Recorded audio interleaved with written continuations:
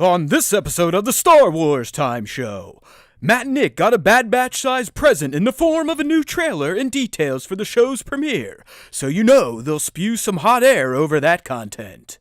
They'll then talk about Sebastian Stan's call to Mark Hamill in regards to the Luke Skywalker character and if he'll ever play him.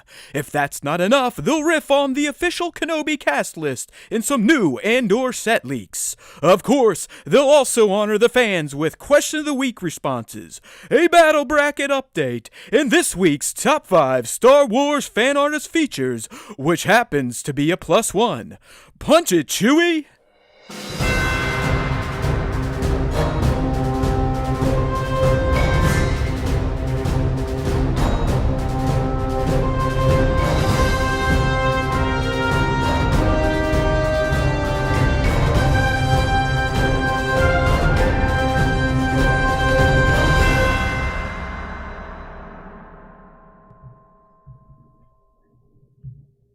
Hey now, everybody! Welcome back to a brand new episode of the Star Wars Time Show.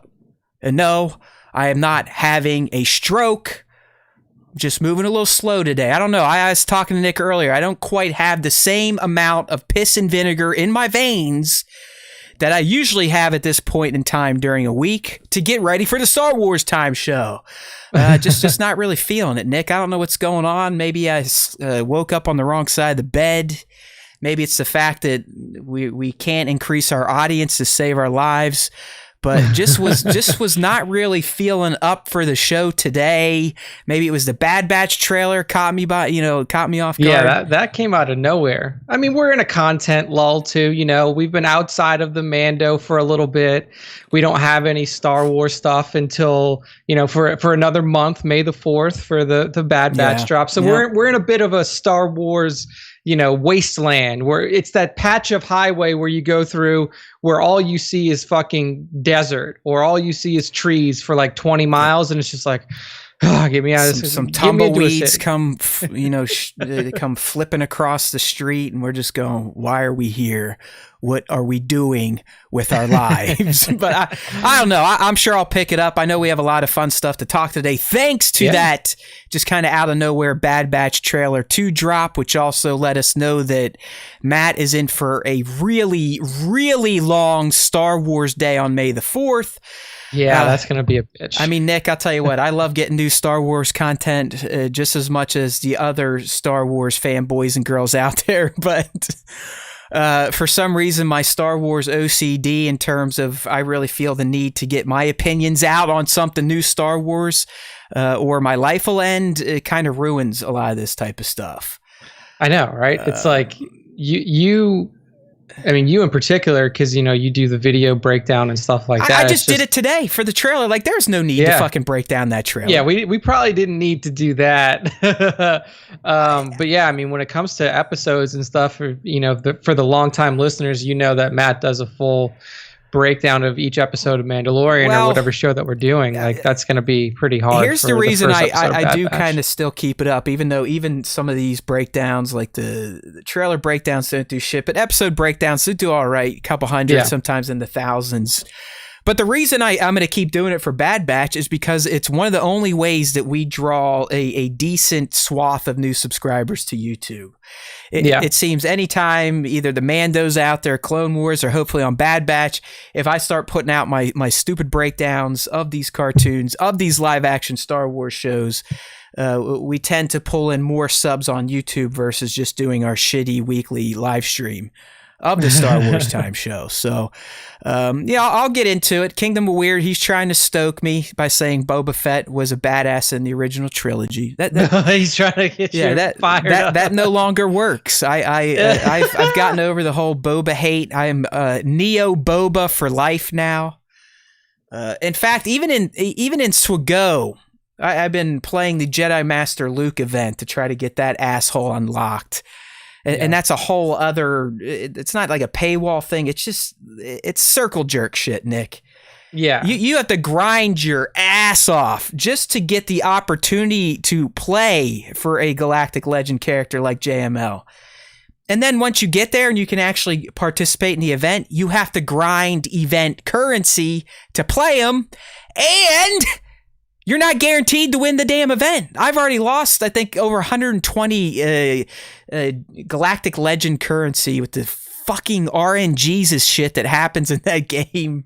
Yeah, it's like, and that's kind of like what pushed me away from it. Is it's like it's clear now that they're kind of catering the game to whales a bit, like especially with like, oh well, these characters need to be Relic 8. These characters need to be, and it's just like fucking Relic 8. Like, give me a break. Like for like free to play players, and like if you know. Obviously, you don't have to have all of the new characters. You can just play do your daily grind and get your bullshit and do whatever. But like, but without them, you can't make any. You can't make any progress. Like you have to have some of these squads now, or you get zero. Like so I'm zero progress. It's gotten to the point to where it's kind of like what happened with Strike Force, where it just felt like, okay, well now you're building the game for people who pay for it. Yeah. Which I mean makes sense for them. I know. I mean, I'm not like, we're not idiots here. Like, oh, free to play games, it's free, and I'm pissed. No, it's fucking free. It's just like, as Nick's saying, you can tell that a lot of the new events, new character releases are whale centric, meaning they know the whales out there that have no problem dropping $300 to $500 when a new character comes out are going to do it, and they should. You got to make that money. I mean, Capital Games or whoever the fuck works on this game, they are paying a lot of humans a living wage, healthcare benefits. So great.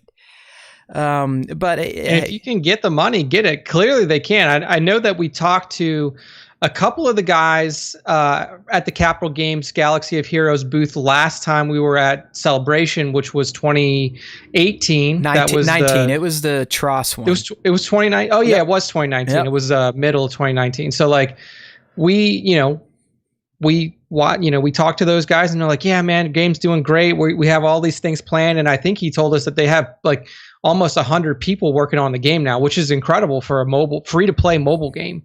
But when you have 100 people working there, you got to pay 100 salaries. Right, so then you got to release 100 more Galactic Legends that take thousands of dollars to unlock, unless you just grind your ass off. Like me, I'm probably going to get my first Galactic Legend about, I think, almost a year and a half after Galactic Legends were even put into the game. But I did have a point. I didn't just go to Swago just to go to it, because I know Nick doesn't really give a shit anymore. It's not worth talking about on the show. This ties all the way back to Kingdom of Weird's baiting of me with Boba. Boba is part of the Jedi Master Luke event, and they actually play on Derpy Boba and how much of a bozo he was in the original trilogy. All right, Nick? So he's wave 2 of it's a 2-wave fight. The first wave, it's you and R2. You're on Jabba's sail barge as Jedi Knight Luke in the black suit, fighting off the goons. Yep. Part 2, you're back on one of the skiffs, and it's Han, Chewie, Lando. Han, Chewie, Lando, and then probably Boba, because Boba jumps onto it. Right? He's who you're fighting, but here's the kicker, Nick. You're fighting a full squad. Yep. But all you have to do, I found out, is get Boba to low enough health, and it will auto kick into a cutscene of his jetpack misfiring and then flying into the side of Jabba's sail barge. So not only is he a guaranteed bozo in the movies, in the game, they made the victory condition is literally you only have to shoot the bozo out of the 5 available enemies to kill. And when you do kill him, you don't even have to get him low health. You just have to get him into the red, and he'll auto die by flying into the side of a sail barge. I thought that was fantastic. That's excellent game design there by Capital Games. Well done. Well, another one, and I know everyone hates them because they're or EA publishes the game, but and the intern pointed this out to me, and it really was a nice touch. But in the game, I believe full Beskar Mando, part of his character design is having the child in the egg with him. Okay. Once Capital introduced the Dark Troopers as a character to the game, guess what happened? What? Grogu disappeared from his bassinet with that full Beskar Mando character. Oh, wow. It's just a slight okay. little visual change, but it's like, hey, he's no longer. these guys are actually fans of the show too, even though they're stealing money from us Star Wars fans. Yeah, that's usually what happens is like, you have the developers, like the actual coders and the designers and stuff like that. Like they are the fans, they care about the content, but then you have the publisher, who is EA, right? Who that's the money guy. They care about the bottom line. Yeah, so they're like, hey, when you released GLR, Galactic Legend Ray and Kylo, we saw a big spike up there in the amount of money we got. So why don't you do some more of those and we get more spikes? And, that's kind of, the last event that I kind of grinded out and did was I did the Malak, Darth Malak. So I have Darth Malak, but the problem with Malak is that like they fuck you like that was when they started fucking you with Gas and Malak was they were like, you did it. You did the whole event, you unlocked them. Now you got to buy you only get them you only get them 5-star and now you have to grind out your galactic battles currency, which is like your territory wars and your territory battle currency to spend on them to get them to 7-star. And I was like, dude, this is so dumb. Like I just went through and got everybody that I needed up to 7-star and whatever relic they needed to be at. I think at that point you didn't really need relic. But no relic at that point. Like I got all this shit up to where I needed it to be. And I did, the 7 steps of the battle and beat it all 7 times. It doesn't matter. Then you got to spend your guild event currency, like and I was like 60,000 or more. So I still play it. The guild I'm in, they're getting a little more serious. They may be kicking me out soon. Who knows? I don't know if the intern can shield me, but I kind of got yelled at this last light side territory battle for the Kiade Mundi mission. And apparently, did you not do it? Apparently, no, I failed, and apparently my clones were not modded properly, even though I'm like 4-1 before this last one. But whatever, we'll move on. I can tell the radio dials are turning here, but we are going to stick on kind of the games beat. Just like bit. Random stuff. Obviously, we're huge fans of Ghost of Tsushima. So we had to talk about this story that dropped last week, even though it's not Star Wars related. But I think even in our Discord or Instagram, Tones or other fans, they sent us this article too. But Sony, the people that own the PlayStation and all that fun stuff, where Ghost of Tsushima was an exclusive experience, they are deciding to go ahead and make a Ghost of Tsushima movie with one of the John Wick directors. And dude, that's like the best choices. Like John Wick directors. Yeah, I'm all for it. Like those dudes can do their shit. Yeah, they can do action. There's no doubt about it. It's can they actually do a video game adaptation? This genre in particular, it has had a very rocky history. I'd say most recently that Monster Hunter movie is an example of a video game movie done well.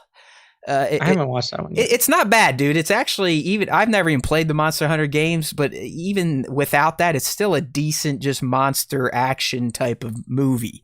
Yeah. But there's very few video game movies that are actually tolerable or worth watching. I think Ghost as a property is set up to be a fucking fantastic a movie adapted from a video game. It just comes down to, do they fuck it up or not? I feel like with Ghost too, Ghost is one of those ones where you don't even really have to fuck with the story. Like some video games, you kind of have to like finagle the story to make it work right for a movie. With this one, you don't have to do anything.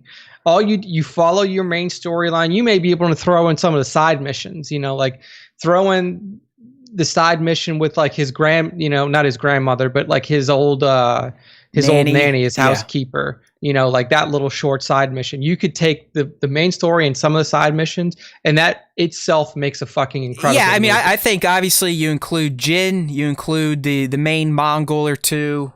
You include whatever Jin's uncle was. I forget his name. Not Sakai, but he was like the main samurai of their island. Probably the his senpai, the archer guy that he kind of falls in league with first and learns a bit more from. Tomo, his rogue archer lady that eventually comes back to the side of good, and then obviously the thief that saved Jin Sakai from really the very onset of the game. Yeah, the very beginning, Yuna. Yeah, I think was her name. Yuna, her brother. I mean, there's so much potential for this movie to kick ass. It just, I really want them to honor the samurai setting, the historical time period, while also kind of adding in that John Wick level of stunt choreography and violence. Yeah, I think that. I mean, this movie is a home run for sure, as long as they don't fuck it up. And it's just this style of movie too, I think will do very well now. I mean, if you think about it, when's the last time we had like a really awesome samurai movie? Probably Tom Cruise, and that was samurai. Literally a white guy as a. I mean, it made sense. They weren't whitewashing. There was a reason you had a white samurai, but.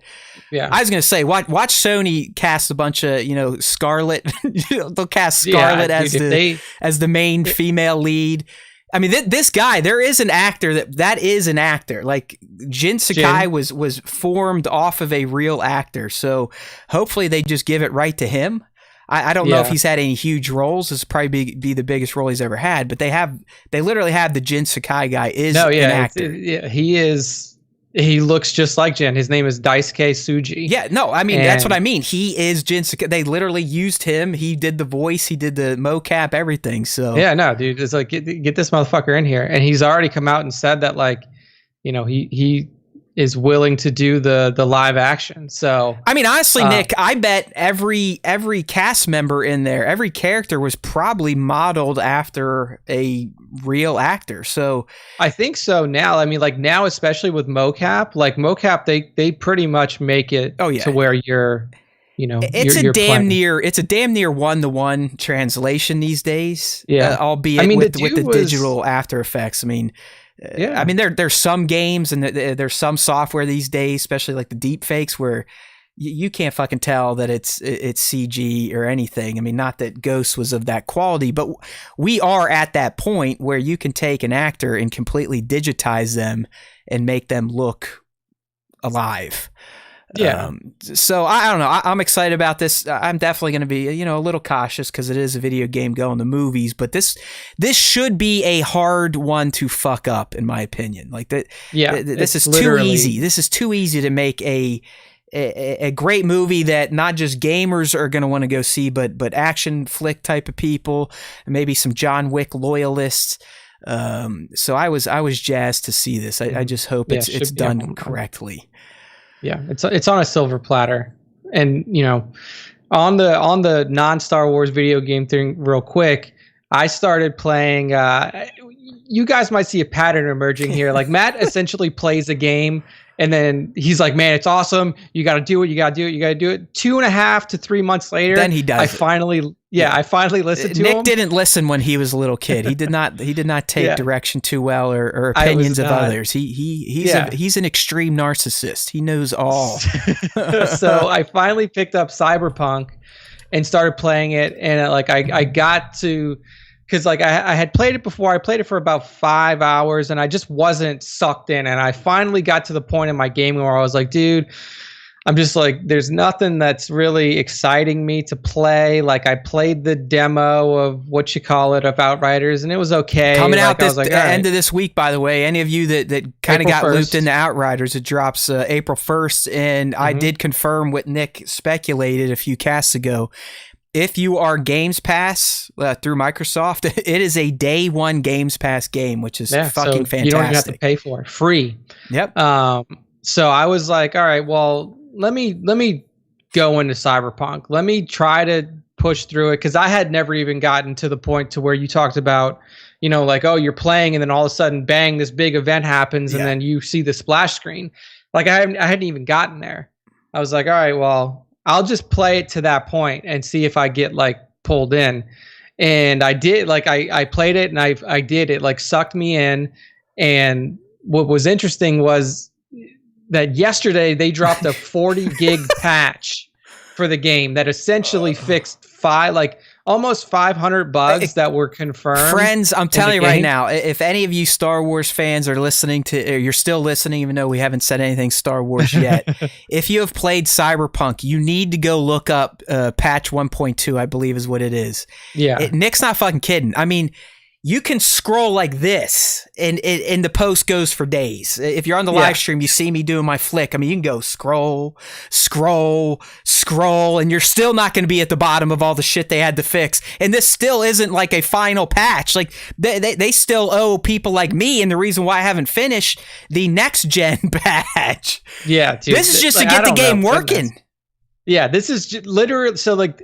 I was remembering some of the shit that was happening before the patch. So like, for example, in the game pre-patch 1.2, every time I would get on a motorcycle, there would be somebody floating above my head in a T-pose. It was just like every time I got on. You don't think they mean to code that into the game? It's weird. Like, I don't know if they were just planning like, oh, well, everybody's just going to drive in first person mode, so you're not going to see it anyway. And I hate driving in first person mode in that game. I mean, dude, driving, I don't like FPS driving in any game, really. I mean, no, unless I'm locked to it and I have to, I always pull out. Like I always pull back. Have to. And it's just like I sit on my motorcycle and for like the first 3 blocks I'm driving, there's just a T-pose like on top of me. I'm like, what the fuck is going on? Like I would be talking to one of the fixers, like Wakata. Right. Or Wakado, the Japanese fixer. And every time I walked in there, she would start talking and her cell phone would just be floating in front of her. Are you sure you weren't just eating like some mushrooms every time you're playing this game? I'm telling you, it's just maybe the game was on mushrooms. It's crazy to think. When did this game came out? What, early December, late November? I think it was late November. Yeah, and we're now in April almost. Yeah. And it's still putting out patches that are 40 gigs. I mean, most games are 50 gigs to install. I was going to say, dude, so it released on September 17th. Holy shit. Dude, it's pretty deep into its release window. We're 6 months out from it being a year. So we're 6 months into the release. And I know 1.2 was delayed because they got hacked real bad and it like fucked up their network and people were stealing code. But still, the fact that this many months later, it's not even the time, Nick. It's 40 gigs. 40 gigs worth of they're not adding anything, my friends. This isn't like DLC. This is fucking, they're going in with spackle, like pounds and pounds and pounds of spackle and patching the fuck out of the existing code. 40 gigs worth of patches. It's nuts. So I will say that like, one thing I also hated about the game that they fixed in the patch, like when you were driving, it felt like you were driving on ice. No matter what car you were in, no matter how fast you were going. I would take out civilians left and right. I didn't even try to make tight turns. I would just be like, because even then, like the cop system was broke, so you could go around fucking run people over. No one was going to come and get you. Yeah, it's like you would drive 2 blocks away and the cops would just completely forget. They'd stop. They'd literally, you could see them. They'd hit an invisible wall and they'd just be like, all right, fuck it. They're far enough away. It doesn't matter. All right, he got away. But they shucks, we missed them this time. Yeah, so the driving feels better. Apparently they increased the range that like the NCPD will chase you now. Oh, no. They fixed a lot of so a lot of my main issues with the game, which was mainly... Yeah, it's starting to feel better. You don't see a lot of the ghosting issues that you did before, or like rubber banding. Like, so are you, Nick? Are you playing on PS5, right? It's PC. Oh, PC. So you already have the primo look. Okay. Yeah. So mine looks. So you're at a point now where you're ready to just fucking finish this thing, because I've actually. I played through all the pre 1.2 bullshit. Luckily, I didn't hit any of the mission ending or game breakers. I have just crossed into Act 3, which I know is the final act, but I stopped, and I think this was maybe January or February. I was like, you know what? I bought this new fucking Xbox. I got this new 75-inch TV I just bought. I want to see this fucking game as it should be. So I kind of put it away, and I was hoping to get back to it when they get the next-gen patch out. But at this point, with patch 1.2 and then the next-gen patch, I think Cyberpunk on my Xbox Series X will probably have 150 gig footprint. That is so nuts, right? I mean, dude. that is It's so crazy. nuts. Yeah, I think the total space it took up on PC for me was around, I think it's like 78 to 80. And I mean, it's just it's insane to think that you release a game. So like the initial release date was supposed to be September. I confirmed it actually did release early December because of all the delays. But to think a game has been out for essentially 4 months and you just get it to the point to where it's playable on systems, most platforms, right? Yeah. Yeah, it's playable, which is just so fucked up. Well, And I will say that, like, you know, once I got into the game and the story that's being told, I was actually it's like good, right? Like pretty wrapped in. It's hard to put down. I mean, even with all the bullshit, it was hard for me to put down. It was one of the first games since like a Skyrim or a Fallout 3 where I could just spend. Because I've gotten to the point now, I mean, it's getting older, it's having a family. I might be able to do an hour to an hour and a half gaming, and then I need to do something else. Like, either feel like a piece of shit and I'm letting down the wife or the kid, or I just don't have the attention span for games like I used to. Yeah. But this was the first game in a long time where I kind of had to be like, all right, dude, just fucking save and come back tomorrow. There's no reason to talk to this NPC to see where it could take you. So it is a shame. It's just an all-around shame because it has permanently fucked up CG Projekt Red. Like they're fucked. Yeah, they've lost billions. It's probably fucked up Witcher 4 development, and just their brand and name has been tarnished. Yeah, it's really fucked it. And like, and the thing is like, if this game would have released even remotely like good in terms of the bugs and glitches and stuff like that, if there were just a few issues, I feel like you could have made this into a movie. Like, this is another game that the story being told in this game would translate really well. It was a film. Franchise maker. It had potential to start a new franchise, but at this point, like the Anthems of the world, I think it was a grand idea that was executed poorly, rushed to market, and now it's going to pay the ultimate price, and that is it's done. Like I wouldn't even be surprised if they're like, you know what, fuck all you guys, we're pulling funding from the next gen patch, we're out of here, game's dead, suck it. Yeah, I'm not sure how many, and it's just like, it's so hard to come back from that amount of bad press that they've gotten. You can't. It's and done. It's just like, dude, but also like, this patch is bad press because they literally, like, this is how they're spinning it. It's like they just released a 40 gig patch to fix 500 bugs, and like you said, they're not done. No. Like, so everybody who's putting it out is like, yeah, well, now you have to have this. Now you have to have the game installed plus an additional 40 gig patch to fix basic some shit of the problems. Yeah. Like, you know, it's so I do think that it's kind of shot in the face. Good luck to those of you that want to get into game development. It is a fucking meat grinder of an industry. Yes, it looks great on the outside, and it would be awesome to say you've worked on a game, but it's a nightmare. It's a nightmare. Like, these poor developers, they get worked to death. They're underpaid, and then this happens where the publisher or the moneymaker's like, nope, it needs to get out there. We need to start recouping some of our investment. And now you're at a studio that is essentially going to be blackballed by most gamers because of this experience. So there you go. There's our random shit. 1-6 shooters here, and he's pissed off about the Bad Batch, so that seems like a great time to transition over. That's the perfect transition to the Bad Batch. Up first, though, we did get a new trailer, Nick, and we will be breaking that down. For those of you that like more in-depth breakdowns or breakdowns with moving images, please make sure to check it out on YouTube. I tried to do this one a bit differently. This was just a stream of conscious breakdown. There was no script writing. I just looked at the screenshots I took and started blah, blah, blah, blah, blah. I'm a Star Wars fan, blah, blah, blah, blah, blah. No one is listening, blah, blah, blah. Why do I keep doing these, blah, blah, blah. No one gives a shit, blah, blah, blah. All right? Yeah. You just gotta be organic. Make it organic. There you go. Yeah. So I mean, I kind of flowed, so it's a little bit longer than most of my breakdowns, but that's out there now on YouTube. Just search for Star Wars Time Show. In the Yeah. meantime, Nick and I are going to do what we usually do, and that's break the trailer down live on the show, give some opinions, some speculations. Nick, it was a good one. I mean, it was a 2 minute, it was a full trailer. We got some new scenes. I think we got some new reveals, and I have plenty of new theories based on what was shown to us today. Again, for those of you that missed the opening of the show, the other announcement that this trailer kind of ushered in was the fact that my little fat ass is going to have to get up extra early on May the 4th because the premiere is 70 minutes long. Nick, that's like 3 episodes in one. Yeah, that is like if you think about it in terms of Clone Wars time, it's 3 episodes back to back to back almost.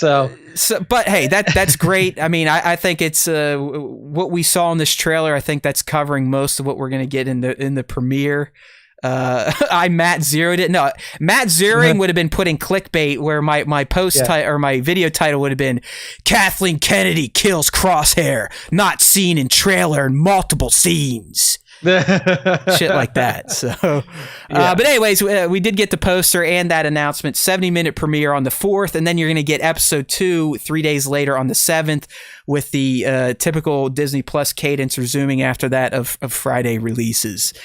I don't even know how many episodes we're getting in this season. If there's going to be other seasons, who knows? But we did get this trailer today, Nick. So let's go ahead and pull up the breakdown. If you're following along on the live stream, we're just going to go through some of the stills that I took. I don't fuck around in these things. I mean, if there was footage or stuff that happened in previous trailers, I'm not touching it. Go to the pros for that type of nonsense that just spoon feed you the same shit over and over. I tried to focus on new, as well as highlighting some of my new theories / speculations based on what we saw. All right, Nick, so just starting with the post. First image, we finally know why the Bad Batch is hitting the clone training grounds on Kamino again, and it's because of Tarkin. He's literally putting them to a test, either to prove to himself or to somebody that the Bad Batch can't be fucking trusted. Because A, as he says, they're enhanced clones that can essentially take on a battalion by themselves, and B, more importantly to Tarkin, and why he fears him, I believe, they don't take orders too well. They're not the chipped clones that just sit there and be like, yes sir, no sir. They're not going to yes shit.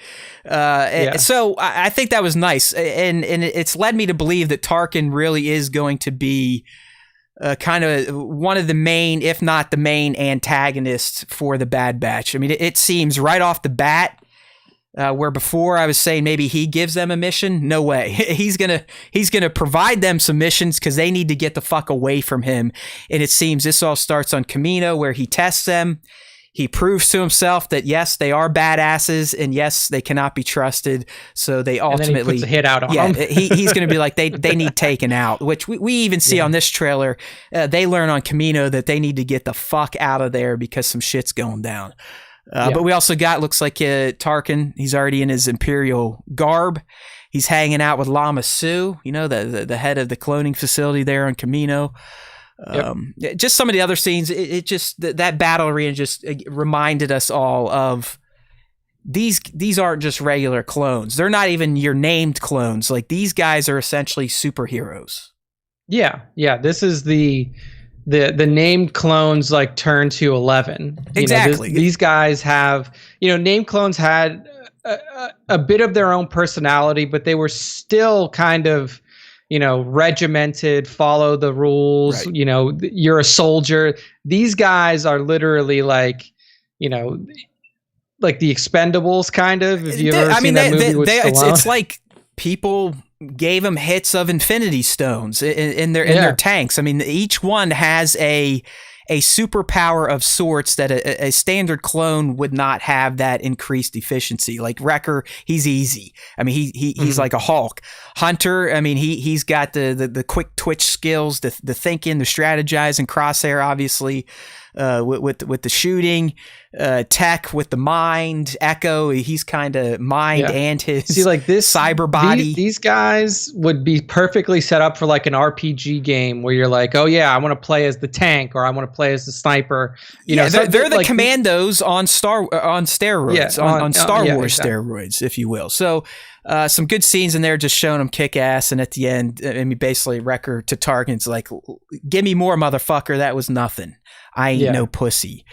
So on Kamino, I definitely think they're going to get wind. They're just going to feel that something's not right. You know, the fall of the Republic is probably going to be sketchy to them just because it is, and they're not chipped clones like Nick says.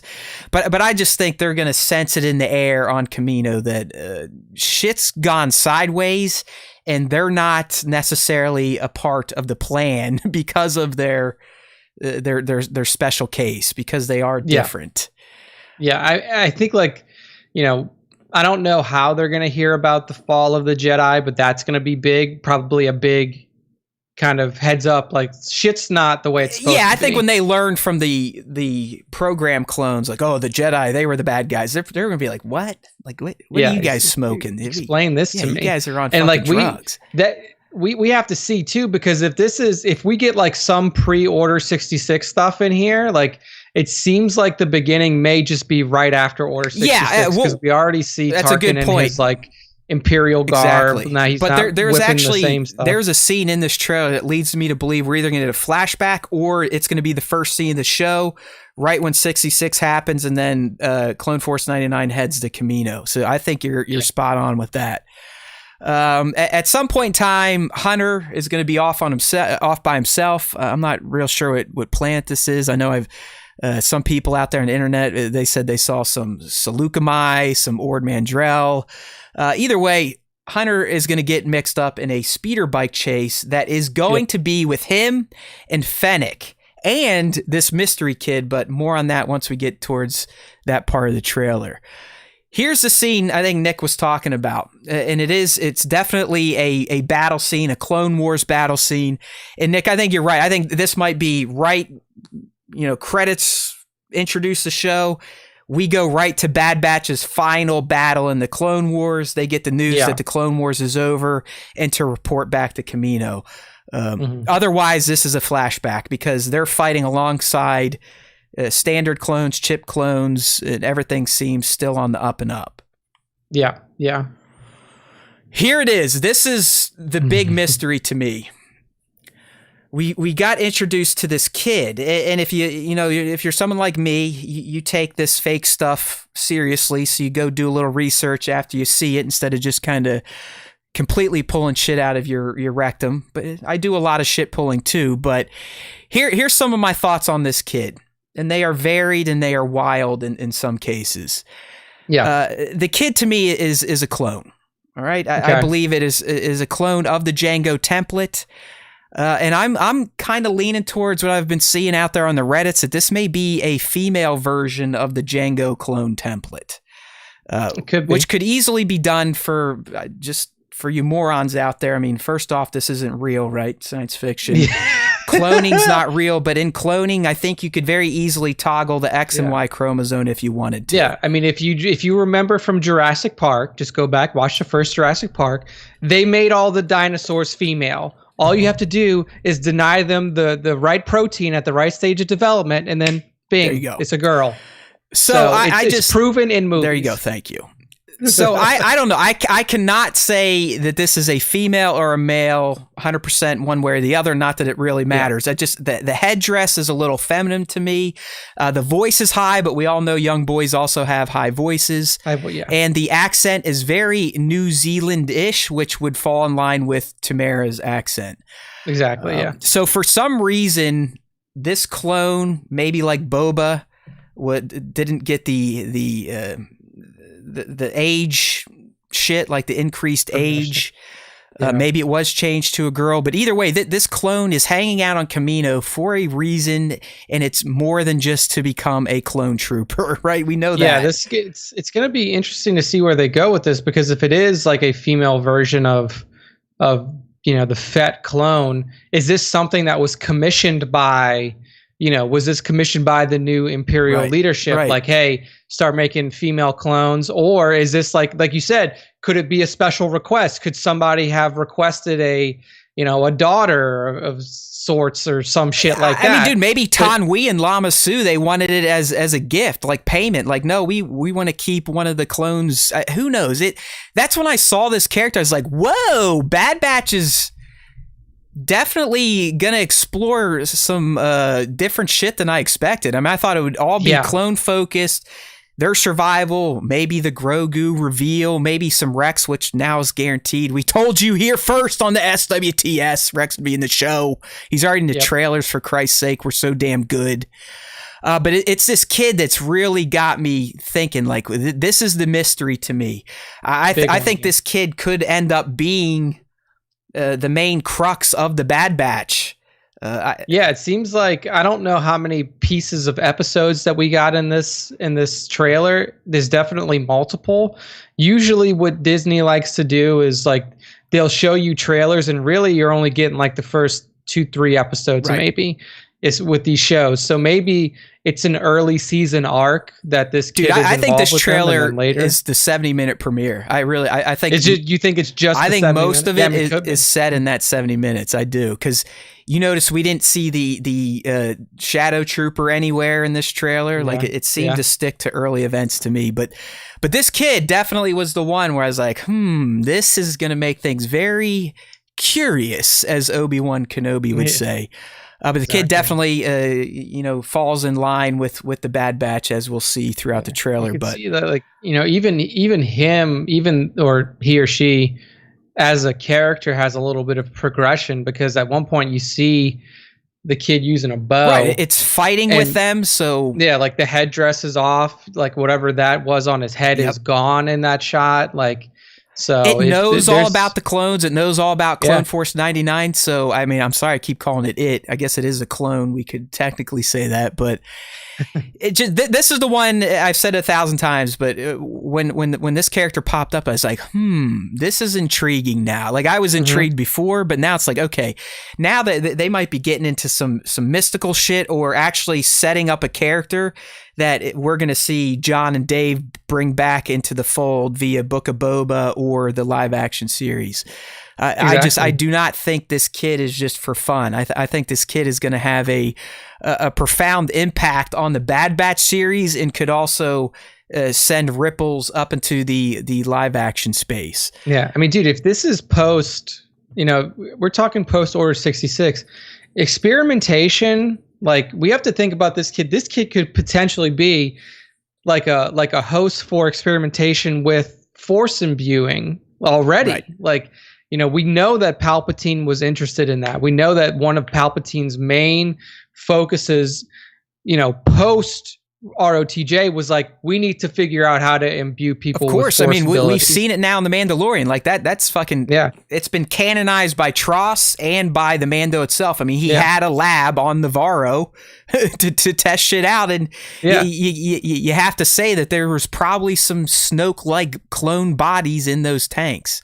Yeah, I've seen, I don't know, back to your bow part, we're not there, but the bow is very reminiscent of what Night Sisters use. And Night Sisters obviously could tap into magic, the mystical side of the galaxy. So I've seen some things like, well, maybe they're cloning Night Sister blood, like Nick said, maybe some Force stuff. But even if you look at this clone and look at versions of Boba in the Clone Wars or other young clones, there are similarities. That's why I'm kind of running with, I believe this person is from the Jango template, but some stuff has been modified just like it was for Boba. The reason is the interesting part. Like, why was this done? What was the purpose of this clone? Yeah. But I guess we'll find out more starting May 4th. May 4th. All right. So here again, we'll call it our clone kid talking with the Bad Batch. But the reason I want to talk about this is the last time, and this is the next theme I kind of got from this trailer.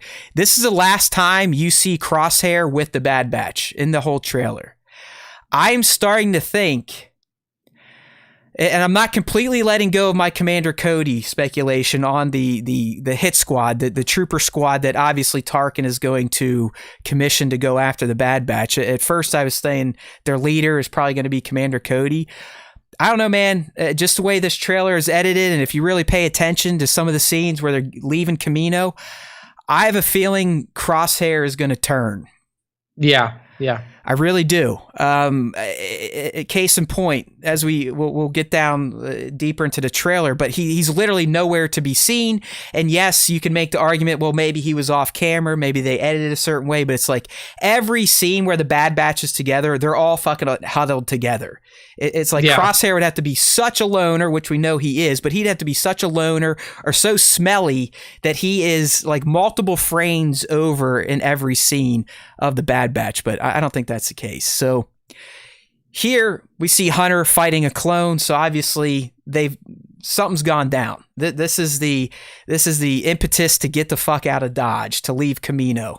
They've learned what they need to learn, or someone has outed them to the main clone population, and they now know that they are marked. There's our boy Echo. You gotta love his little multi-tool in there. I mean, he's like a R2D2 wannabe. Yeah.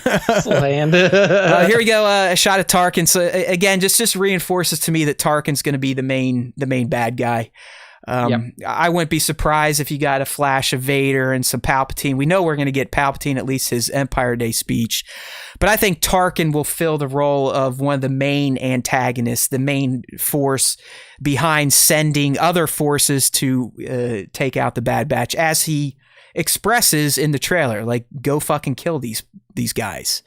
Yeah, but clearly he's already high up. He's already a confidant of the Emperor. He's being escorted by the Emperor's personal clones at this point in time.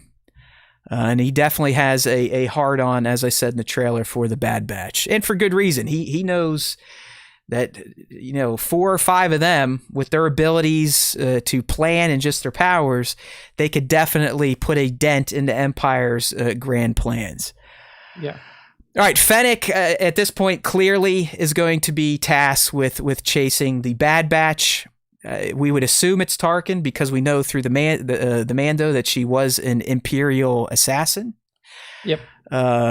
This slide I threw in there, I'm just making a guess. It looked like a little Zillo beast to me. I could be completely wrong, but that monster they're fighting on, whatever that busted down planet with all the scrapped Republic armada. It looked like a little Zillo beast callback, but who knows? All right, so Exhibit 1, Nick, in my speculation that Crosshair breaks bad. Here's a scene on Kamino. They're with the clone kid, and this is basically Hunter saying, we need to get the fuck out of here. And you'll notice a clone is missing. Yes. Where is he? Is he off camera, maybe? He could be. But like I said, a lot of shots where the Bad Batches together, they're the Bad Batch for a reason. They like to be close, and they like those group shots. They don't really veer far when they're in the same scene. Also, pay close attention. Like, see these suits? Remember these suits, okay? Because they're going to come back into play a little bit later down the road. Yeah, here's another shot. And again, this is when Hunter is talking to the clone kid, like, hey, do you want to come with us? Crosshair is nowhere to be seen. You can make the argument he's prepping the ship. Okay. I'm not completely closing the door that they've just cleverly edited this trailer, but it really seemed like Crosshair was absent in a lot of these subsequent scenes. Exactly. Hey, another scene, and obviously this is a big one because it confirms Rex, and I mean, that was a no-brainer at this point. If you couldn't speculate that, like, what fucking franchise are you even in love with? Do you even like Star Wars, or do you have a brain? Are you slow? What's your IQ? What's happening? But clearly, Rex is going to be in it, as we speculated here on the SWTS. And it looks like they're probably going to him for a mission. I don't think he's going to be in the show per se as a regular. I think they will. There's a good chance that Rex has a transmission out there for other clones that may have broke their conditioning, which is going to lead them all together. And hopefully this does kind of lead to the Gregor and Wolf plot point, so we can put a pretty bow on that for their reappearance in Rebels. But this is another scene. Look who is not here. there is no Crosshair. Everyone no is Crosshair. You can see everyone there. Don't worry, guys. He's just a little bit further down the hill. Yeah, that's what I said. He's the cranky one. He likes to be by himself or something like that. Yeah. All right, here's the scene of Clone Kid. This one, still, is it a boy, is it a girl? Who really cares? But what is this kid all about? Why was it created if it's a clone? And what type of weapon has this thing been trained to use? Is it Night Sister oriented? Why is it an energy weapon? How can this user use it? I don't know. Like I said, I think this kid could end up providing more story content, more impact on Star Wars than even the Bad Batch themselves. I feel like we've seen an energy bow somewhere before. I don't know if it was in a game or where it was, but I have a picture in my head of an energy bow being used, but I cannot pin down the property. Yeah, I mean, outside of the Night Sisters using them, I can't either. So yeah, but I know they do have energy bows with purple strings, but they don't look exactly like this. Yeah, but anyway, that's why I said I am intrigued by the Clone Kid. I think the Clone Kid, when it's all said and done, we're going to be going like, oh shit, that's what they were doing. One of those. Yep. One of those. It's going to be a big reveal for sure. All right. Here's another scene. Hey, guess who's not in it? Crosshair. He's taking a pee, man. Oh, you're right. Yeah, they're at a campsite. He's at the latrine, shitting in a hole. I think you're right. He's got to let it go. He's got to let it go. Tones is saying in the chat, Fallen Order had energy bows. Okay, that's probably that's what I remember. So Nick, they're talking to a guy here that I can't really say if he's a rebel or not, because again, there probably isn't a rebel alliance. I mean, I would assume this is days into the fall of the Republic. Yeah. At first, I thought he was Saul, but it's definitely not Saul. No, not with that hair. I mean, I know before the fall of the Republic, there was already like, you know, the group of 1,000 senators or whatever it was called, like there was already this movement to start some sort of like in the Senate, but like did we have rebel cells yet and like the little people on the ground? I don't think that anything like that had been put together yet. I mean, from what we can, obviously this isn't canon anymore, but in Force Unleashed 1 is when you really got to see the formation of the rebellion under Leia.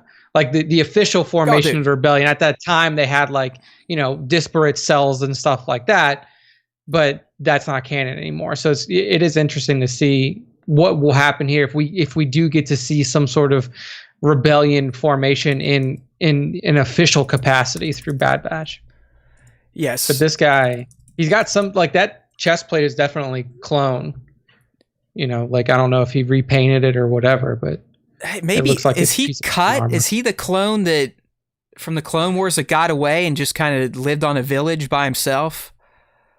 Okay, I mean it could be. It could be. You know what? That might be him. You might be right. Like when you said, "Oh, he's wearing the armor," and like, well, I think that's him. I believe his name was Cut. It's the clone that they run into on a planet. I think it's like season 1 or season 2. I just watched it like maybe a few weeks ago. Yeah, I can't remember. And he basically just defects. I mean, he just leaves the clone army early on. Like the chip, nothing matters. Like he breaks his conditioning early. You know, maybe that is him. That's a. Anyways, kind of back to the trailer here, and one of my initial teases where I said that Hunter on the speeder bike is going to be in a chase with Fennec, and this kind of confirms that. But we also see that the Clone Kid is on the bike with him, so there's a good chance that maybe Fennec isn't necessarily hunting the Bad Batch. She could be sent to get the kid back as well. Yeah, it's a kind of like a similar thing to what we thought was going to happen with Grogu. Like they save Grogu, and then there's potentially a hit squad after them to get that kid back. Well, now it's just same thing, different kid. But yes, definitely some sort of chase after. Fennec to me could be twofold or twofer. Like she's either been commissioned to get the batch or to get the kid, or both with a bonus. But I don't think she's going to be assisting them in any of their adventures. Mm-hmm. There's another shot of this guy. You know, maybe he isn't a clone. I don't know. Either way, it seems like he's some dude that knows some shit and essentially tells them, Clone Wars are over. You better fucking figure it out or you're going to die. So yeah. This was a late shot. I put this in here is out of order. It's the one Hunter talking to Crosshair.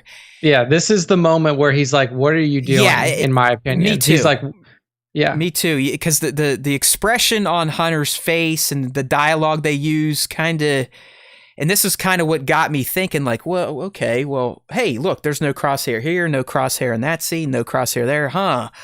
Maybe Crosshair really is the one that turns on them, and Cody has nothing to do with it. I mean, I would still love some form of finish for Cody's arc, but if it is Crosshair, I mean that's only going to add to the drama of the Bad Batch, and obviously a former brother is hunting them down, and they're trying to run from a former brother. So yeah, I mean, you have to figure too, if there's anybody who is qualified to hunt the Bad Batch, it's Crosshair, because you can bring in other clones and they can follow protocol and all this other shit, but like nobody's gonna know how they function better than somebody who was in their group. And Crosshair being kind of the outcast, but also seems like he's highly intelligent, not necessarily to the level of tech, but he seems like a guy who could track them. Oh, 100%, 100%. I mean, he is a predator. I mean, I know his name isn't Hunter, but he truly is probably the one that stalks prey and takes it out from afar. So I'm committing to that. I do think, sadly, Crosshair is going to break bad. Another shot of no Crosshair. This is them seemingly leaving Kamino on their ship, and he's definitely not on there. But the clone kid is, and the rest of them. And then it ends with another shot of the clone kid just kind of looking at hyperspace with that medallion on their head. Who knows? Yep. So, like I said, the big themes coming out of this trailer. Tarkin, to me, is going to be the big bad. And I think Kingdom of Weird had a great statement here. He said, I'm glad to see more of Tarkin. For me, he was always the big bad in A New Hope, with Vader just the muscle. I agree. When I was a little kid, I always looked at Vader as like the little bitch boy to Tarkin, because Tarkin treated him like a little bitch boy. I mean, basically, no, Vader, you don't use the Force in my conference room. Bad boy, right? Or go do this, you hulking idiot. I mean, he talk shit to Vader. Yeah, no, unlike put him in his place. Unlike most Imperial officers would. And it's like everybody knew it too, because like the first scene that you see Vader and Leia, he's talking to Leia, she's like, oh, not on the end of Tarkin's leash. Exactly. Like so right off the bat, you know that this Tarkin dude is right. Vader's the muscle, but Tarkin is behind him pulling the strings. Like, hey, look, it showed you how big of a pussy Anakin ultimately became because of the dark side in Palpatine. Yeah. Like he could have taken Tarkin out with a snap of a fucking finger, but he took it, and he took it like a man, and he liked it. He liked that it made him angry that he was treated like a little cunt. Yeah, it's going to be interesting to see like the dynamic that Tarkin plays with the clones in this show. He's going to treat them like shit. And I'm just now going through the Umbaran arc, which I know for a lot of Clone Wars fans is hard for them, because it's the one with Jedi Master Krell, who's a piece of shit. And he essentially doesn't look at clones as beings. They're just tools. They're no different than like a grenade. And just like sends Rex and them out to get fucking slaughtered and horrible battle plans. But I would assume Tarkin is kind of like a Krell, where the clones are an asset. They're not a person. They're to be treated as a war machine, and any talkback, any deviation from the plan, termination. You would have to imagine at some point Tarkin's going to be like, you know what, the clones are getting too wonky. We need to start actual brainwashing, conditioning in humanoids to start the Stormtrooper program. Tarkin's got to have some sort of axe to grind with clones in general. I don't think he ever liked them during the Clone Wars. I don't think he trusts them at this point. And he could be using events of the Bad Batch to kind of make his case to Palpatine, like, look, we got to get rid of all these fucking things and start over. Yeah. Yeah, I agree. We can't trust them. We could have more Bad Batches on our hands, more cuts on our hands, more Rexes on our hands. Yeah, having that like as one of the first scenes, showing like, hey, these clones can essentially just go rogue, and then we just lose them. That he could definitely use that in conversations with Palpatine or other military leaders to be like, hey, and we also know, no, quote unquote, like it's not. I don't know if we ever had hard confirmation of this or if this was just something that was told to the fan base by the creators, but like by the time we get to A New Hope, they were using regular people, regular conscripts as soldiers, as stormtroopers as well. Right. Like it wasn't just clones at that time. Well, yeah.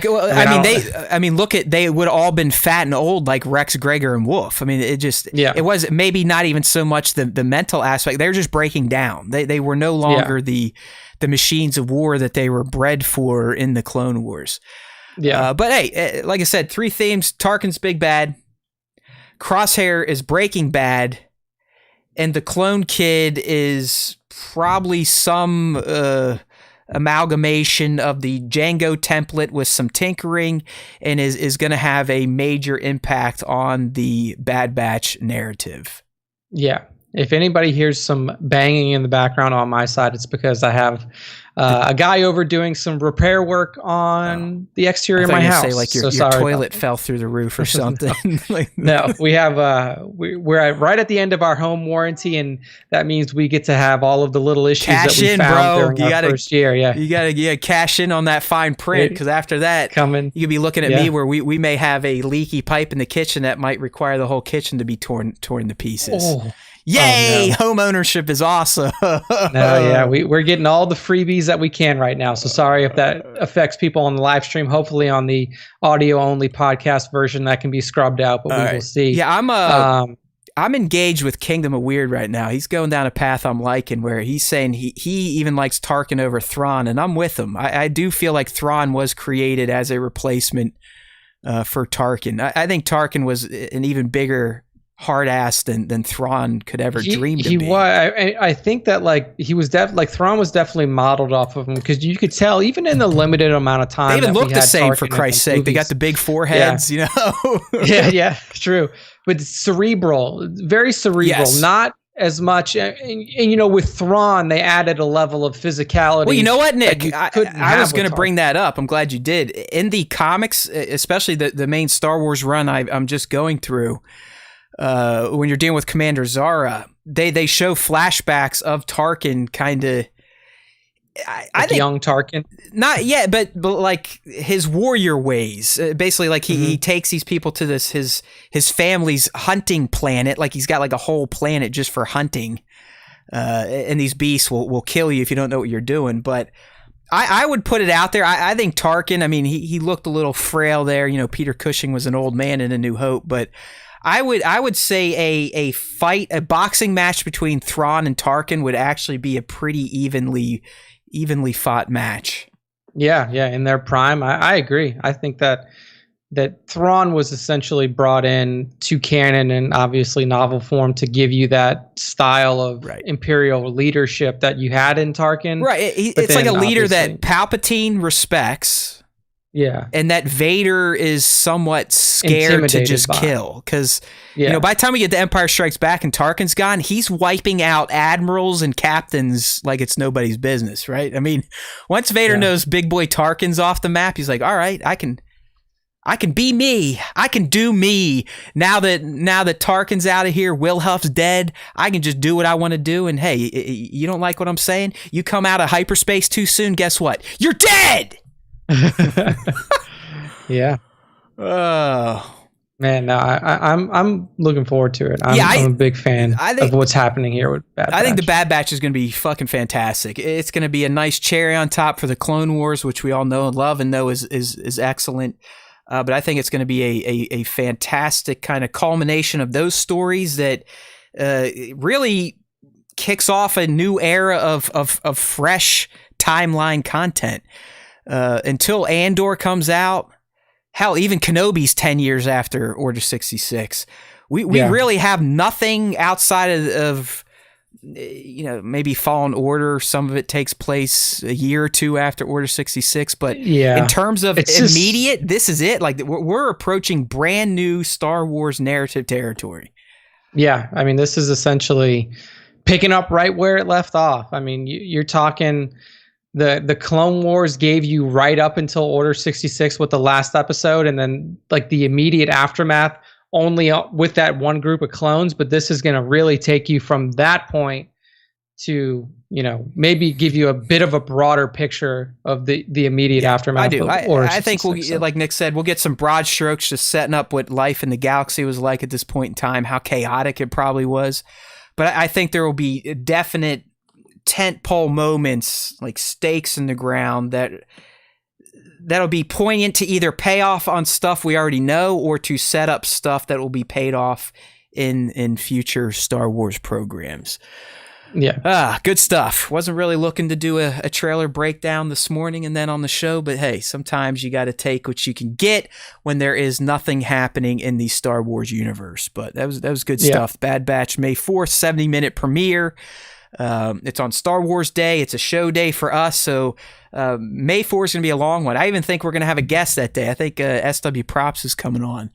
So that's going to be. I know he was in the chat before. That's going to be an interesting ass show. That is going to be a hell of a Star Wars day. I mean, I will definitely be getting the most out of my Star Wars day because I'll probably be up at 6, jamming in that 70-minute episode of Bad Batch, going through, grabbing some screens, doing a video, then doing normal life, and then getting ready for the show and interviews. So no one can ever accuse us of not going hardcore Star Wars on May the 4th.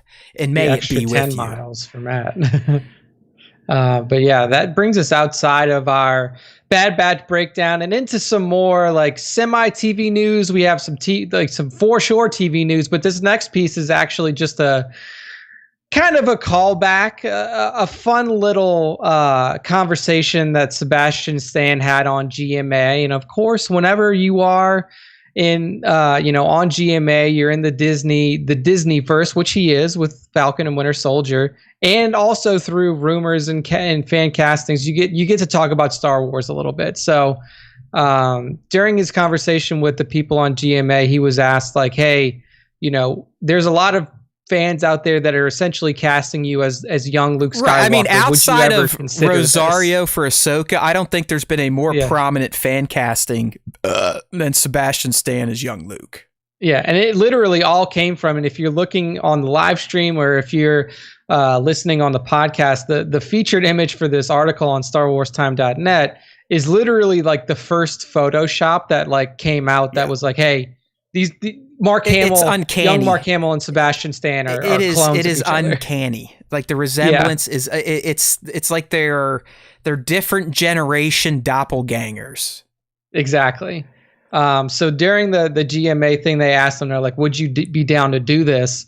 And Sebastian's response was he wants Mark himself to call him and say like, hey, I give you the permission to play Luke Skywalker alongside. It's a nice thing to do. It's a nice thing to put out there. And look, I get it from Sebastian's side because, I mean, Mark, let's just be real here. Like, Mark Hamill is Luke Skywalker. Yes, Mark's gone on to do many roles in both voice acting and regular acting and, and live action as well. But he is Luke Skywalker.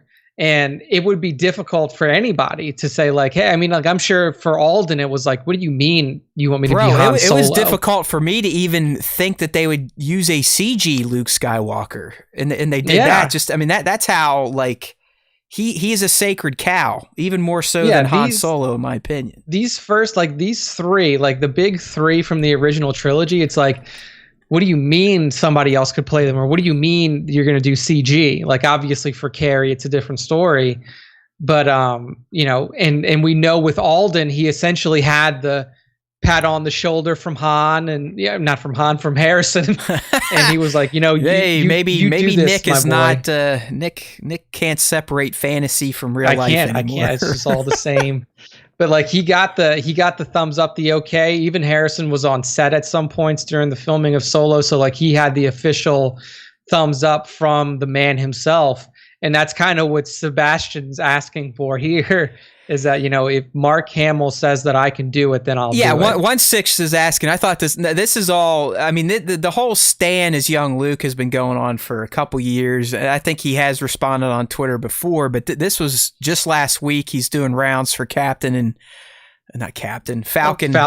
Winter Soldier, and they asked him point blank, and he said, he's like, listen, I mean, if Mark says he would allow me to take it on, then if Disney calls, fucking A. I mean, that's pretty much what I got. Out of this, like, if Mark gives it his blessing and says it's okay to let me take on this iconic character, and if Disney actually phones me, then I'd be a moron not to say yes. Exactly, yeah.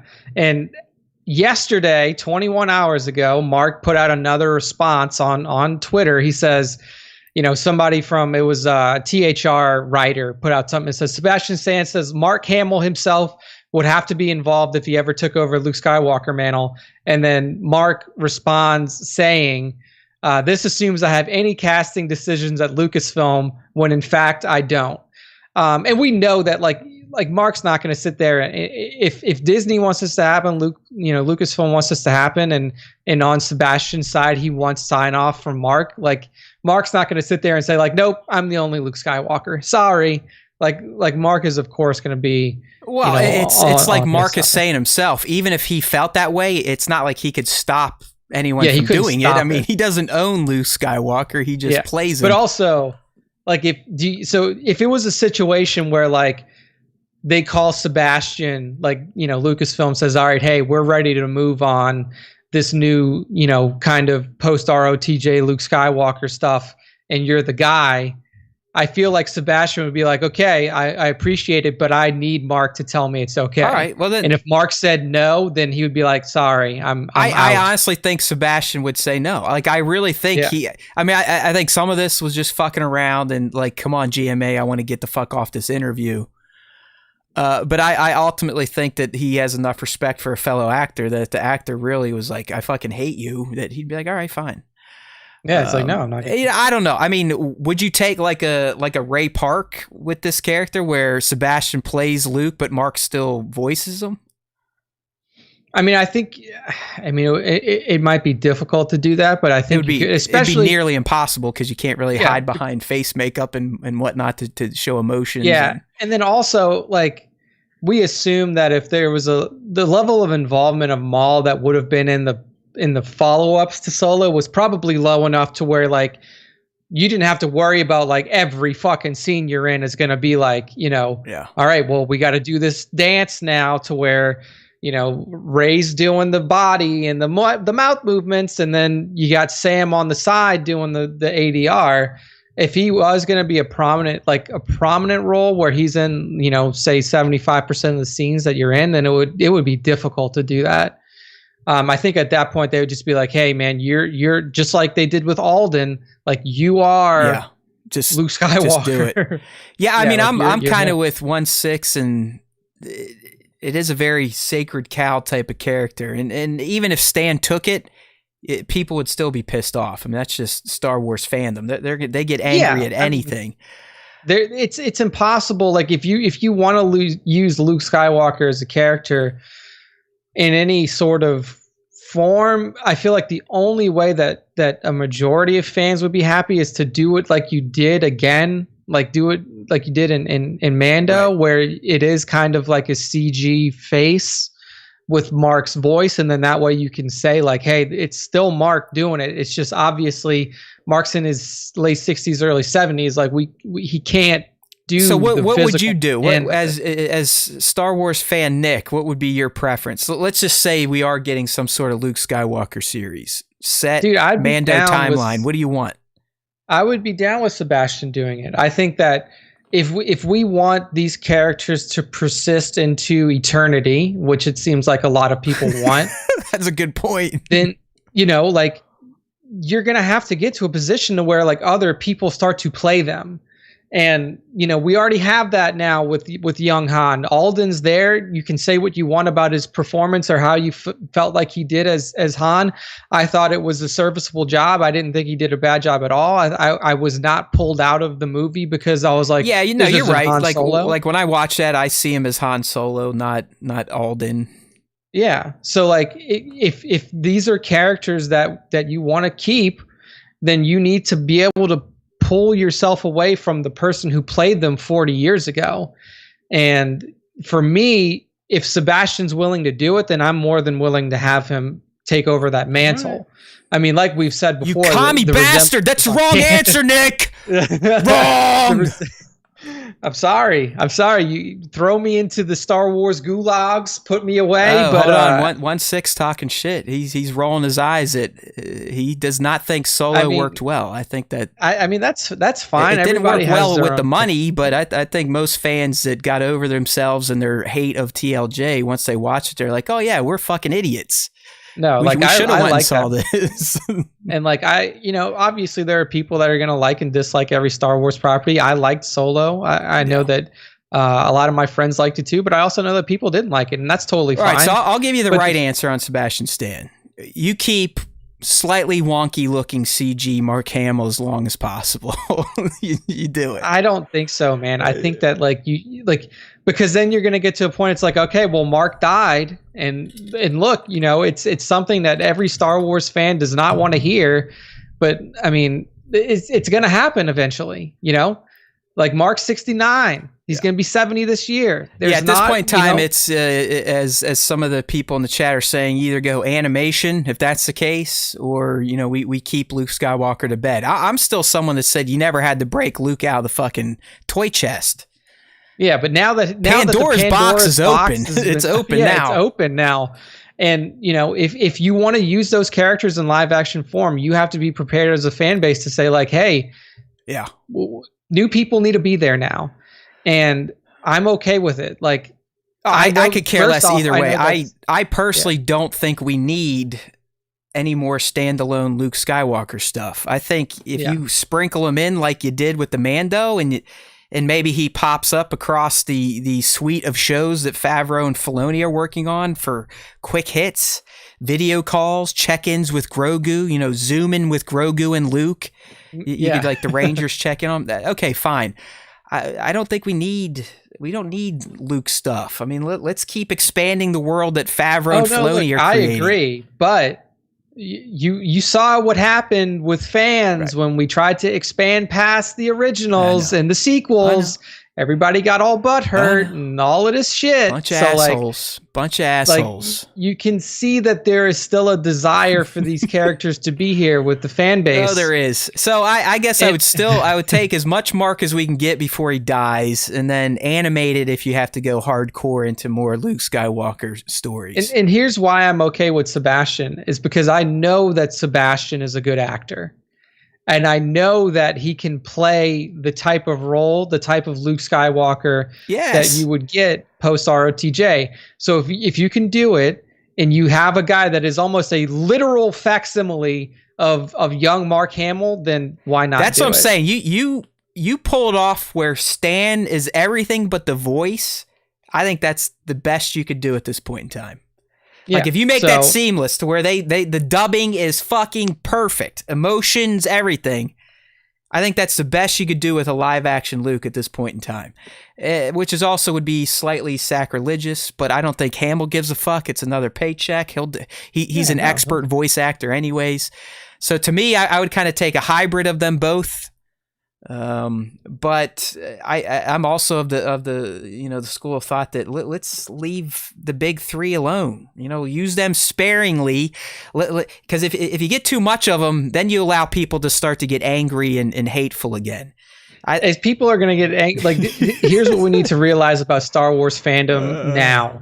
Doesn't matter what you do. Right. People are going to hate it. Of course. It doesn't matter it could be new characters, could be old characters, could be a lot of that hate is lessened though, if it comes from Favreau and Filoni. That's all I'm saying. Yeah, you're right. Like there's less hate when it is TV related. I'll tell you that. But you're right. It doesn't matter. Star Wars fans are brain damaged. Yeah. A lot of them. Yes. And if it's not exactly what they want, exactly the way that they want it, then they will some of the most Twitter. Delusional fans out there where we think our thoughts are reality and what should be. And if that doesn't come to fruition, then we break out the pitchforks and want to burn down the fucking house. So yeah, and it's just one of those things, man, to where if you're creating your content around with fear around what people are going to, you're doing it wrong.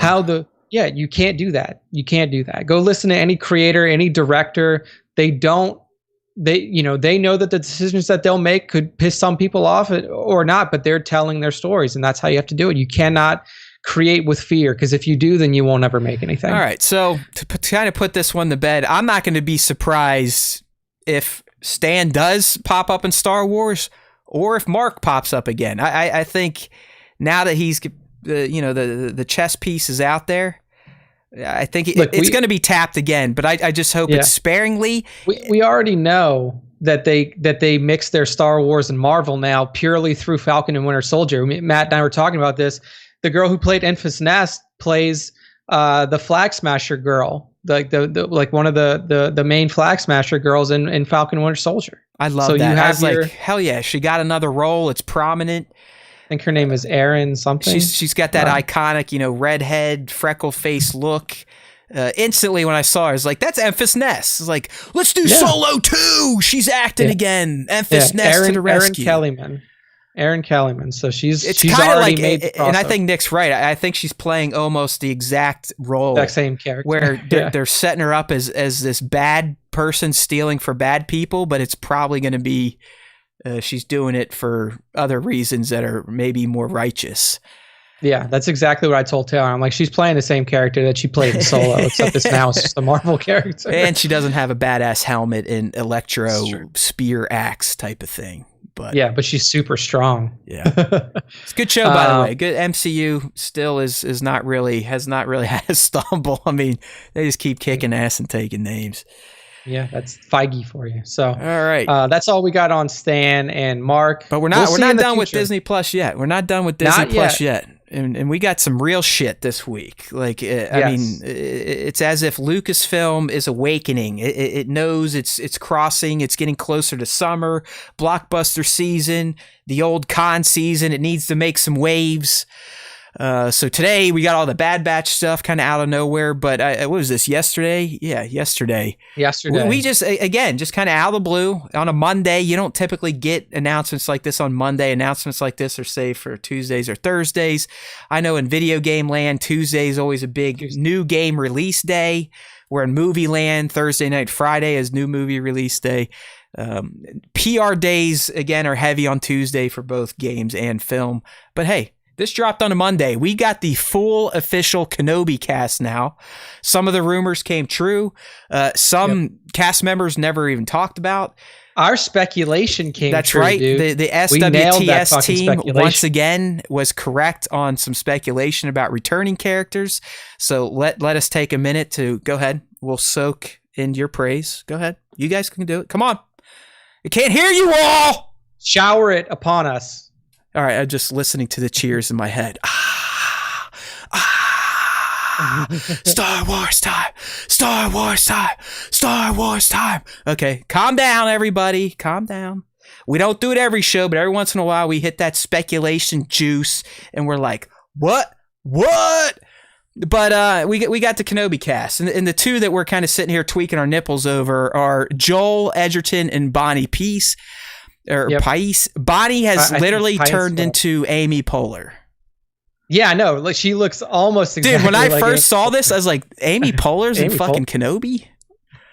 No, but this is something we talked about right when we started talking about the casting for Kenobi. We knew it was happening. We're like, come on, Baru and Owen have to be in this, right? Yeah, exactly. And they got Joel Edgerton, and that was the big point that we talked about. We're like, we don't know if Joel would come back because Joel's star has grown since he played basically a 5-minute part in Attack of the Clones and at the very end of Sith. We're like, maybe he's too big, but nope, he's in there. He's coming back as 123 Amish. Uncle Owen, and then you got Bonnie Pice coming back as Aunt Beru.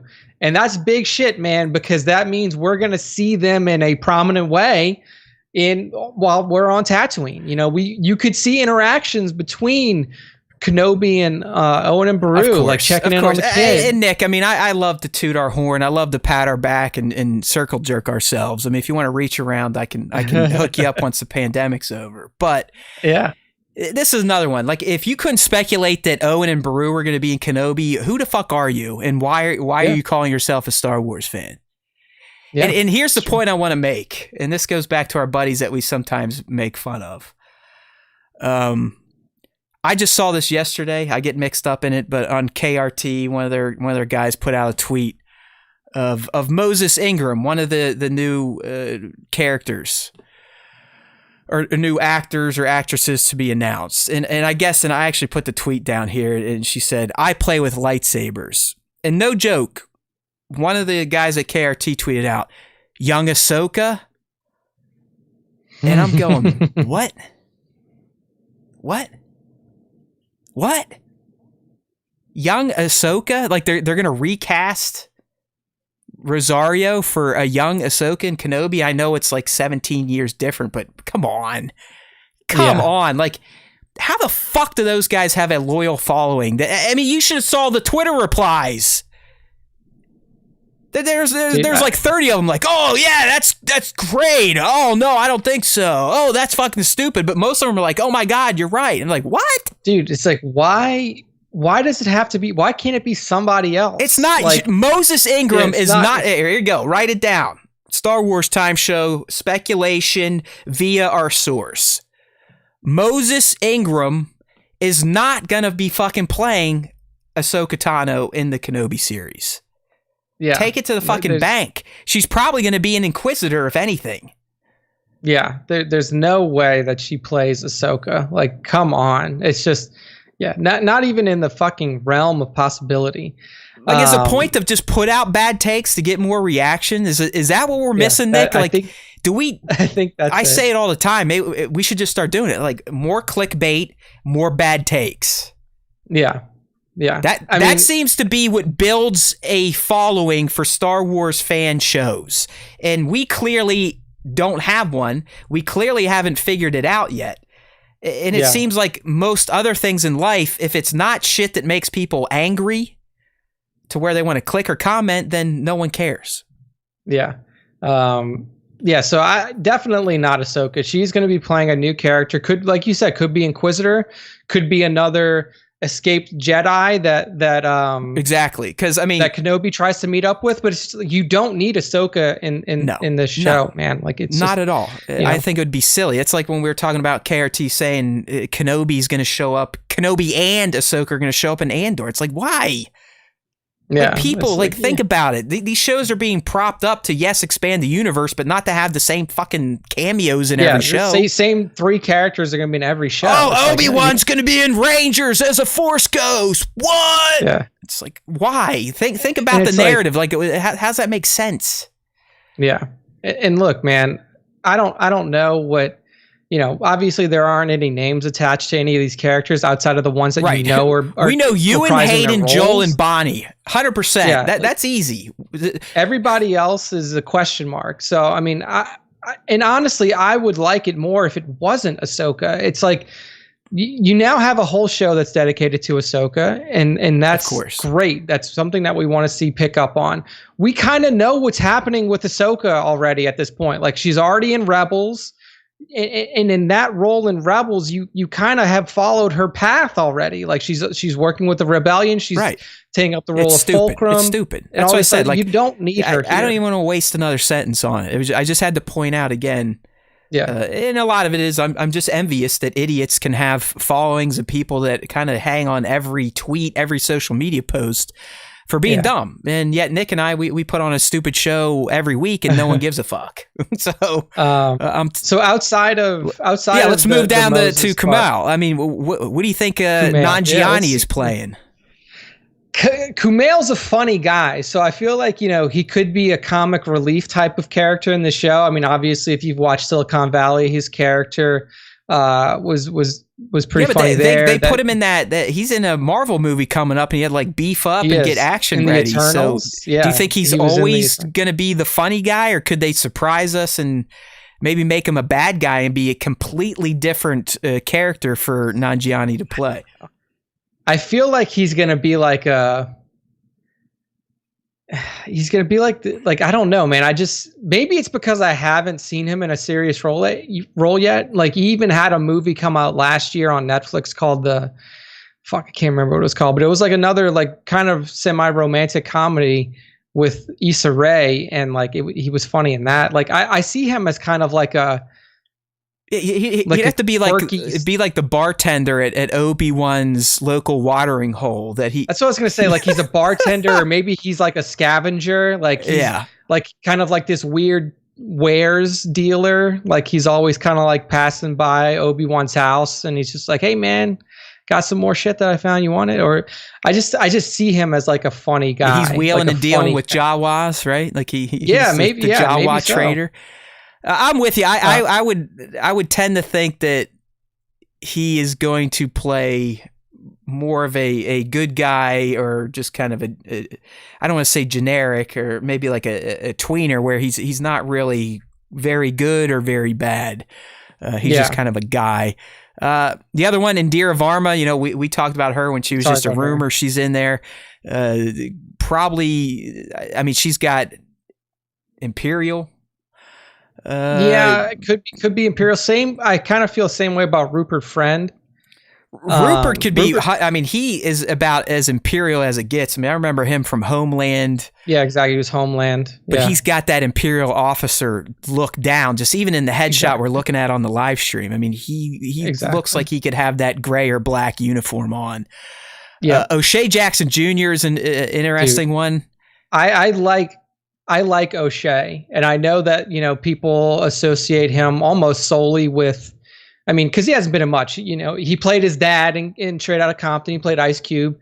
I also liked him in the movie Ingrid Goes West. I thought he played a great character in that movie, and he's been in some other stuff as well. O'Shea is the real wild card here, because I can't really pin him down to what he could be doing.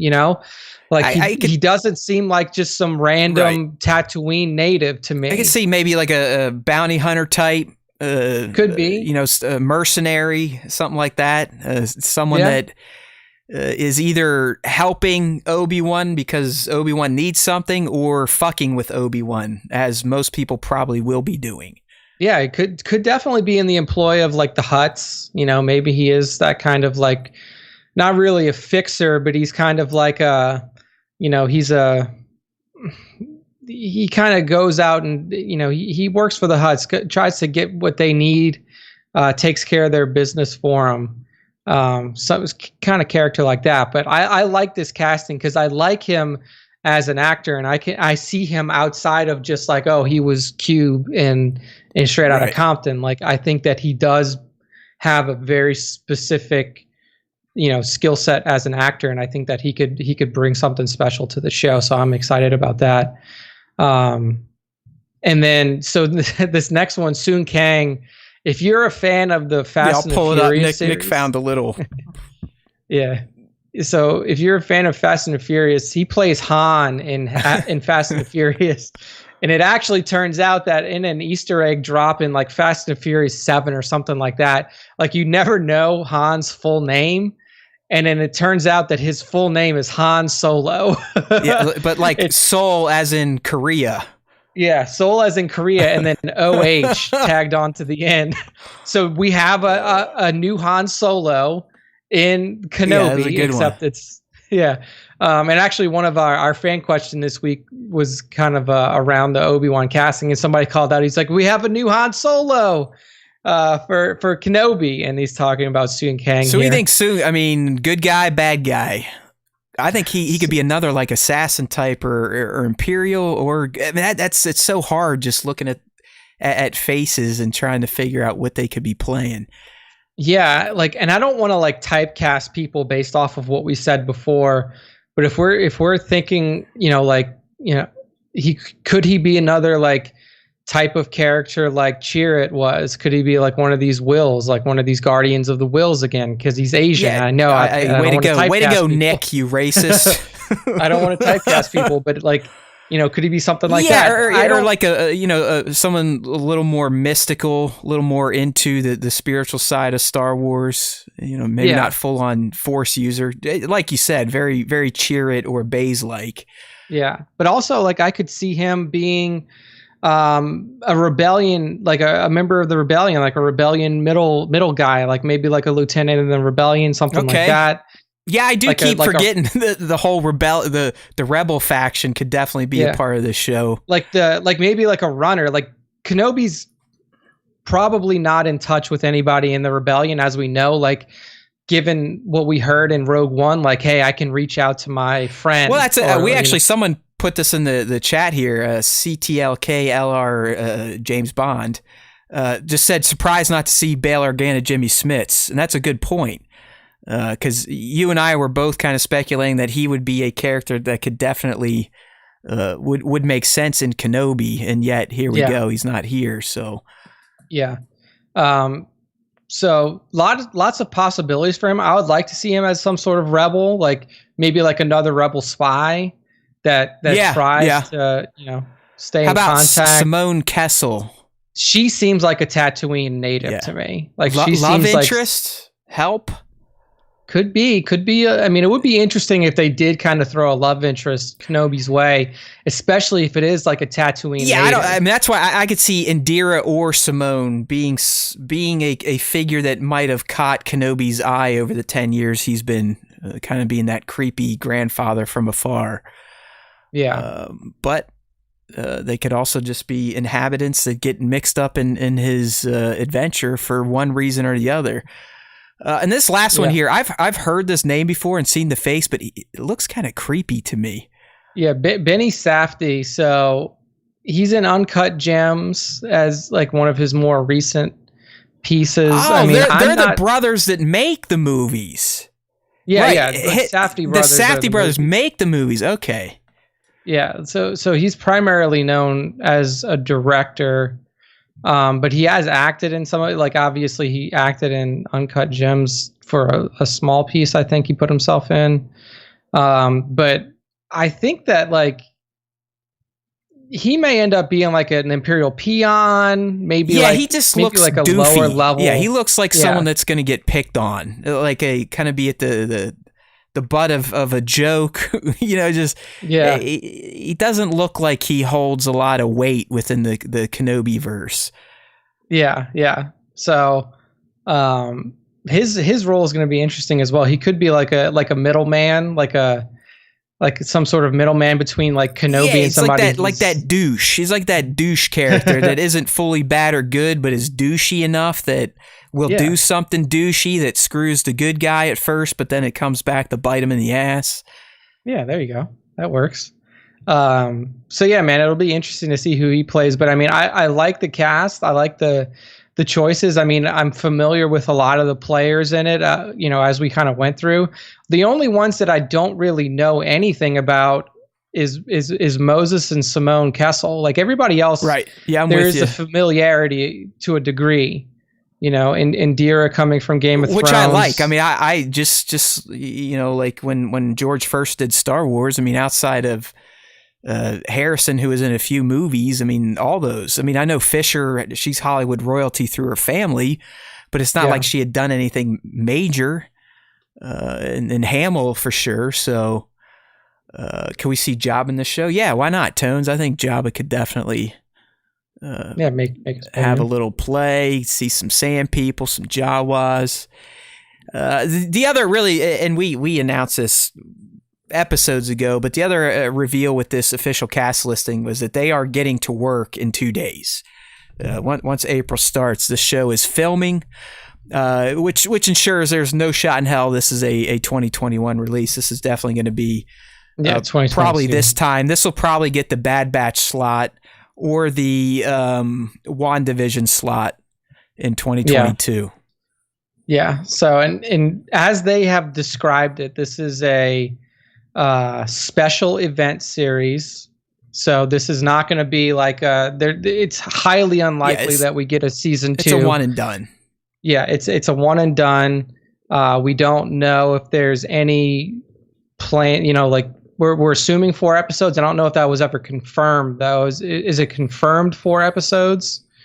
No clue at this point in time, but I think we should bank on getting at minimum 4 hours of Kenobi life. Yeah, I'm assuming that it's going to be at least 4 hours. So, but yeah, man, I'm excited. Like again, this has with the people in play here, with the cast that has now been revealed.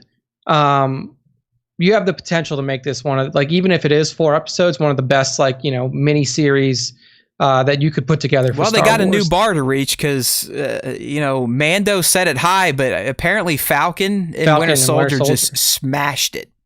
Yeah, it was the most watched series release. It just Disney goes Plus, to show you like how much larger of an audience Marvel pulls than Star Wars, which is crazy. That's life. I mean, Star Wars truly is still a property where people are like, that's a little too geeky, nerdy for me. I'll do the comic book cool stuff. Yeah, and hey, man, that's the thing is like Star Wars. They pulled in a younger audience again with the cartoon series, and then that's why they need to do big movie releases every 10 to 15 years. Because that's what pulls in the young people. Like you need to keep getting young audiences, and Marvel just naturally is built for younger audiences. So like kids nowadays don't really have a Star Wars to attach themselves to outside of the sequels, and I think that's what Disney's trying to do now is like we need to rope in younger audience to make sure that this franchise. Don't worry, I'm doing my work, persists. Lucasfilm. I'm doing my damnedest to ensure that my little daughter is a fan of Star Wars until she dies, or she'll just hate it because I make her watch it. But I think she generally still enjoys it. So we did a little Clone Wars yesterday, but we'll do Kenobi when that comes around. So Kenobi, like I said, we're probably not going to get shit in terms of the content until mid, Q2, late Q1, 2022. Yeah, and so CTR says here, or CTK says that it's 6 episodes listed on IMDb. So it could be 6, but we don't know. Let's hope so. Yeah, either way, bank on at least 4 hours. I think we can say that safely. Yeah, given the cadence of like content releases for upcoming series, I would expect. So we're literally a month and 5 days out from the release of Bad Batch. So that's when we got our first full length trailer. I think it was like a month and a half ago that we got the other one. So you would figure if we're falling in the WandaVision slot, we might get like a teaser trailer for it, like maybe the end of December, early January 2022 for Kenobi. But yeah, we're not going to hear anything about Kenobi outside of like set leaks and stuff like that for a while. So strap in. All right, Bob Jones, thank you for doing your part. We appreciate you, and speak your name. There we go. Okay, sticking with some Disney Plus stuff. We've had a few now. Some made up, some speculative, some real. This is real but leaky. It's one of those leaky real stories.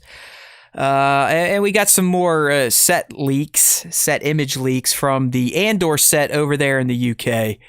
I didn't do the clicky thing again. That was my bad. All right. I don't know if these images are big enough. Yeah, I don't know if it really matters. Really, the only difference now is on set is we are getting a shot of it looks like an Imperial vehicle. Yes. And then there seems to be some sort of gathering. They've got a lot of extras on set here. I mean, I'm talking probably... what do you think? Almost 80 people there? Yeah, that's easily 50 to 60, maybe 80. They all seem to be wearing like that Naboo like Rebel red pilot outfits. Yeah, no, they're wearing like that Naboo red. You know what I mean? Like from the Phantom Menace, how they all the guards and stuff kind of had that maroon. Mm-hmm. I'm not saying it's Naboo because they're keeping the street kind of red dust like that. It's a warm color, red, maroon, orangish color from what we can see. Obviously these are taken from either a drone or some sort of helicopter. Yeah, I've got it zoomed in on the site.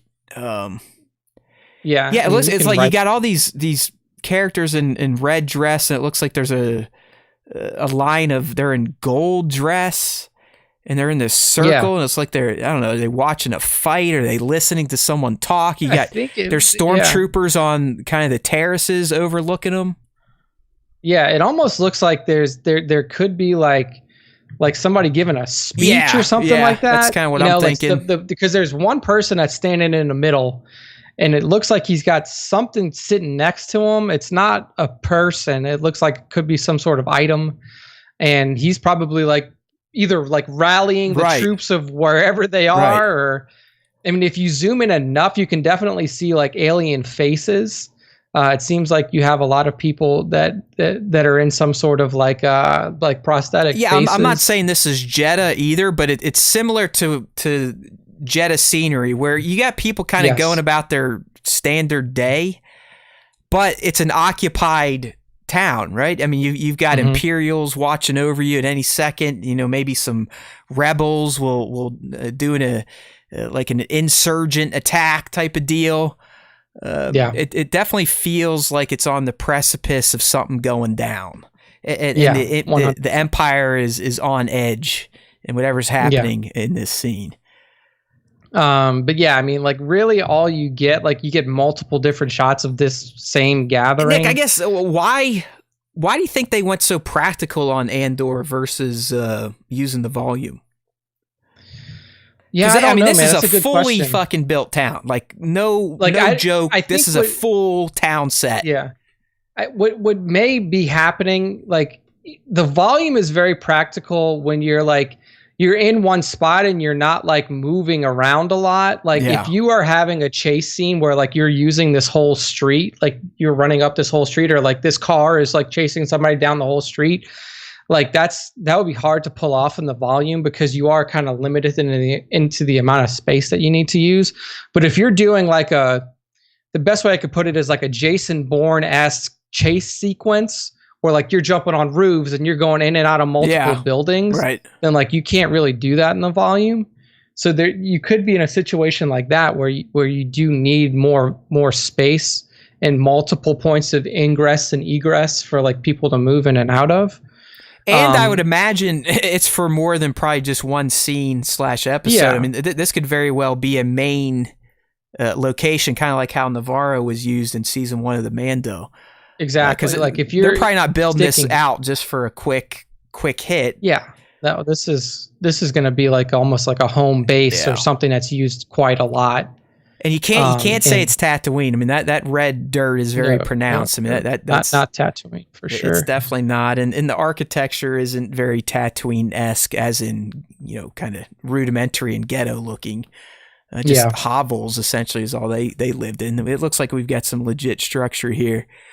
But I feel like whatever city this is, the residents are kind of powwowing. Something's happening, and the Imperial presence is getting a little itchy.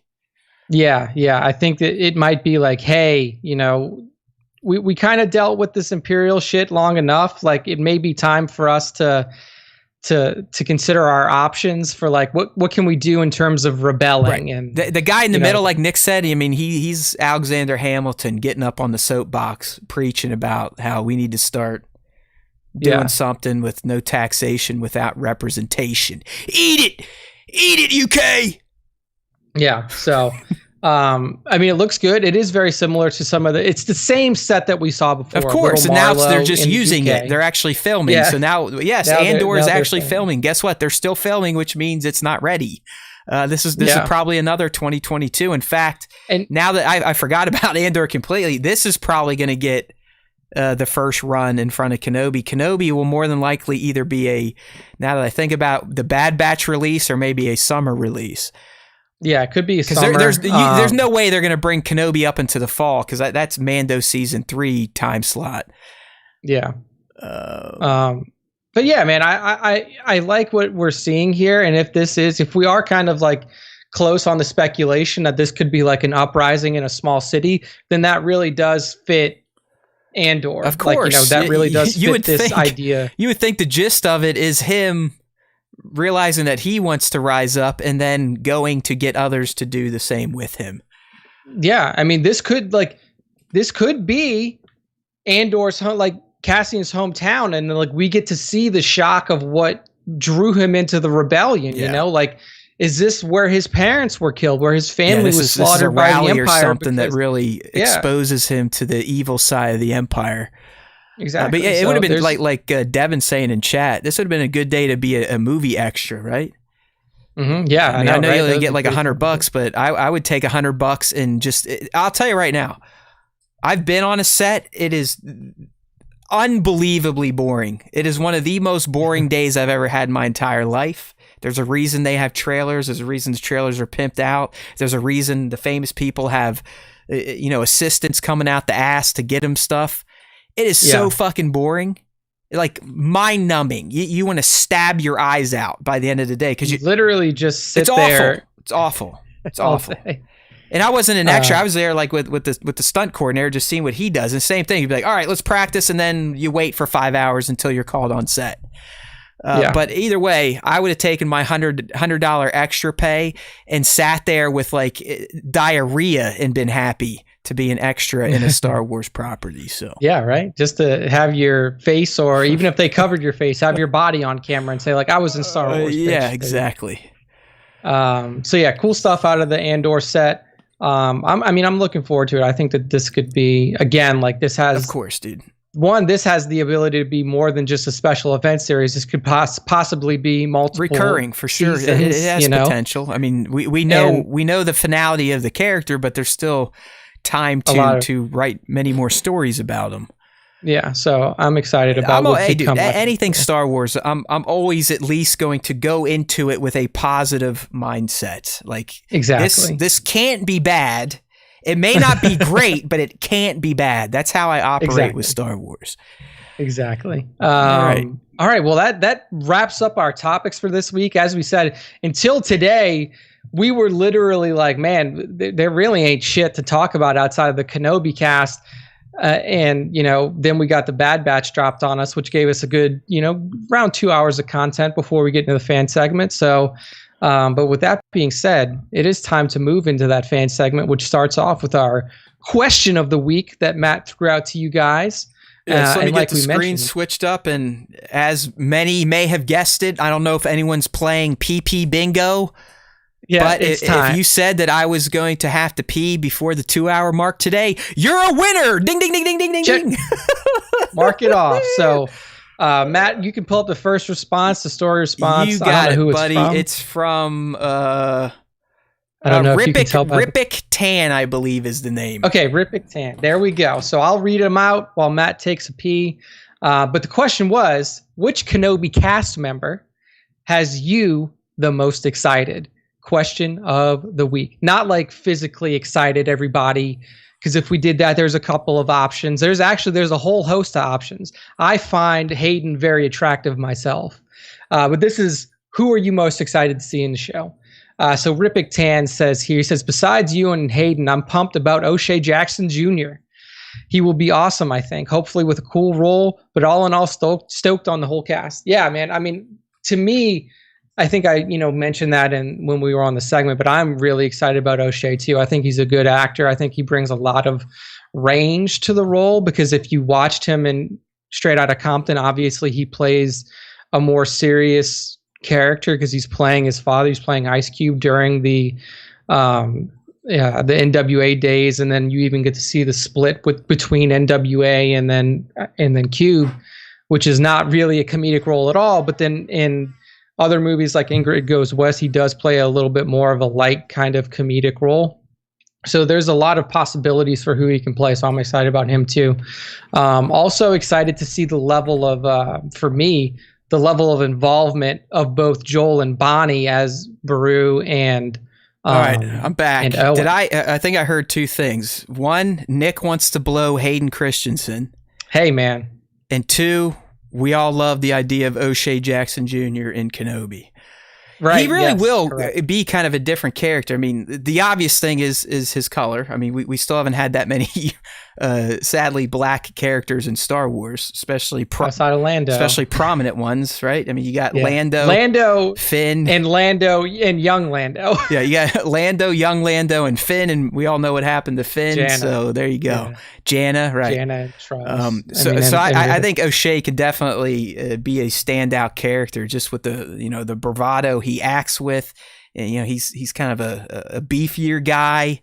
So I definitely think he could be a dominant presence on the show. Dude, I'm more excited about this show because he's in it. I'm just going to be honest. Like, I was excited about the show to start with, but I like him. I like him as an actor, and it has nothing to do with his father or anything like that. Like, I like what he brings to the stage. No, and I like what he I'm with brings you, man. I to mean, the I was first exposed to him in Straight Outta Compton, which is one of my favorite movies of all time, just because of the time it portrays, the music genre. I mean, I love 80s, 90s rap. Still big into most rap, but classic rap is where I'm at.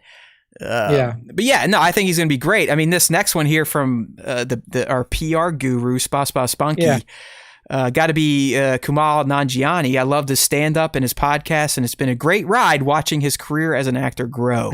Can't wait to see what his role is. I'm very intrigued by him because he's kind of become a character actor, which I know actors never want to be described as. Yeah, he has kind of fallen into that. But even did you watch that buddy movie with Batista where like he's Kumail plays an Uber driver? Like, he's fantastic. Stuber, yes. He's fantastic in that as like the comedic relief. So you would, and that's the thing is, like, I don't want to go into this.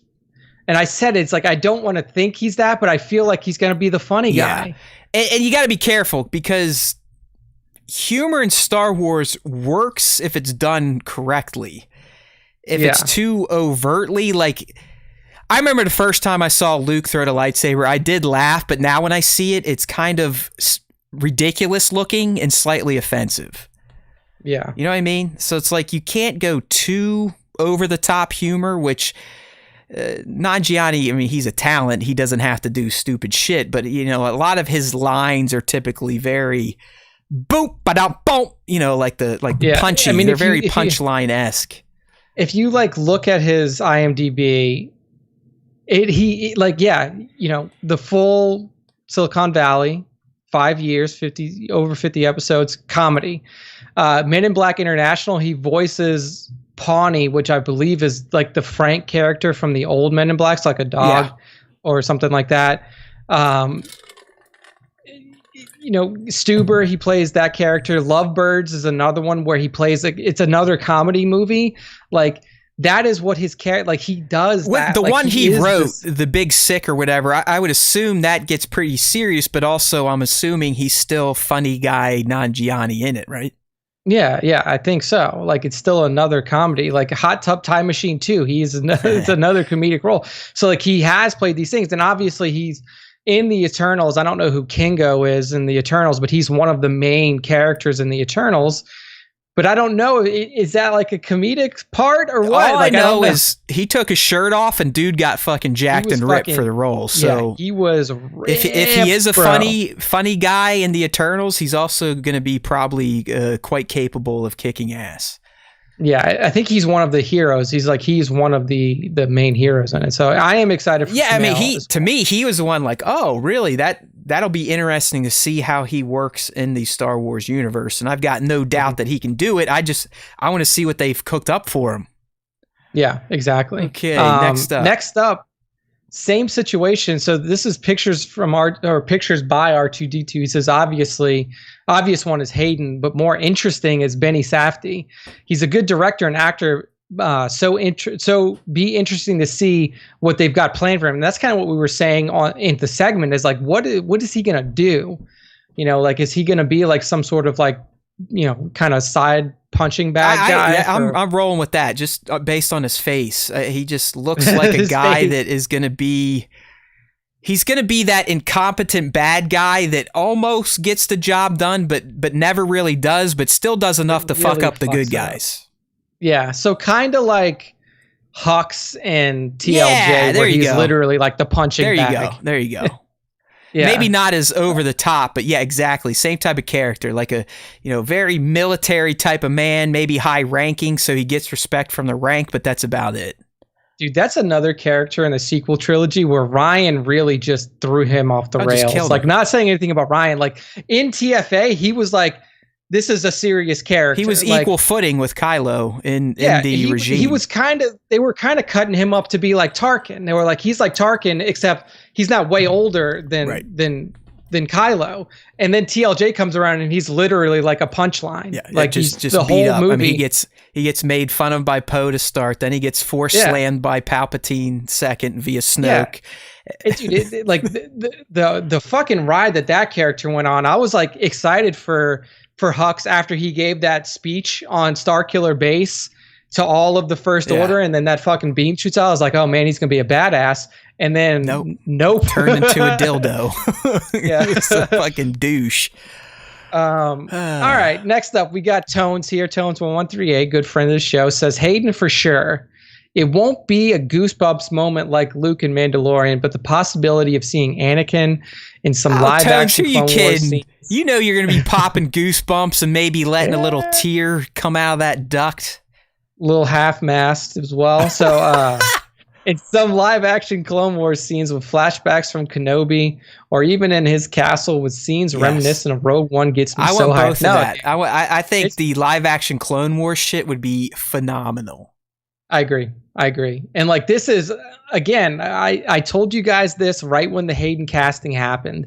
Matt and I were on the Hayden for Vader train when Rogue One was announced. Not even like when it came out, when it was announced.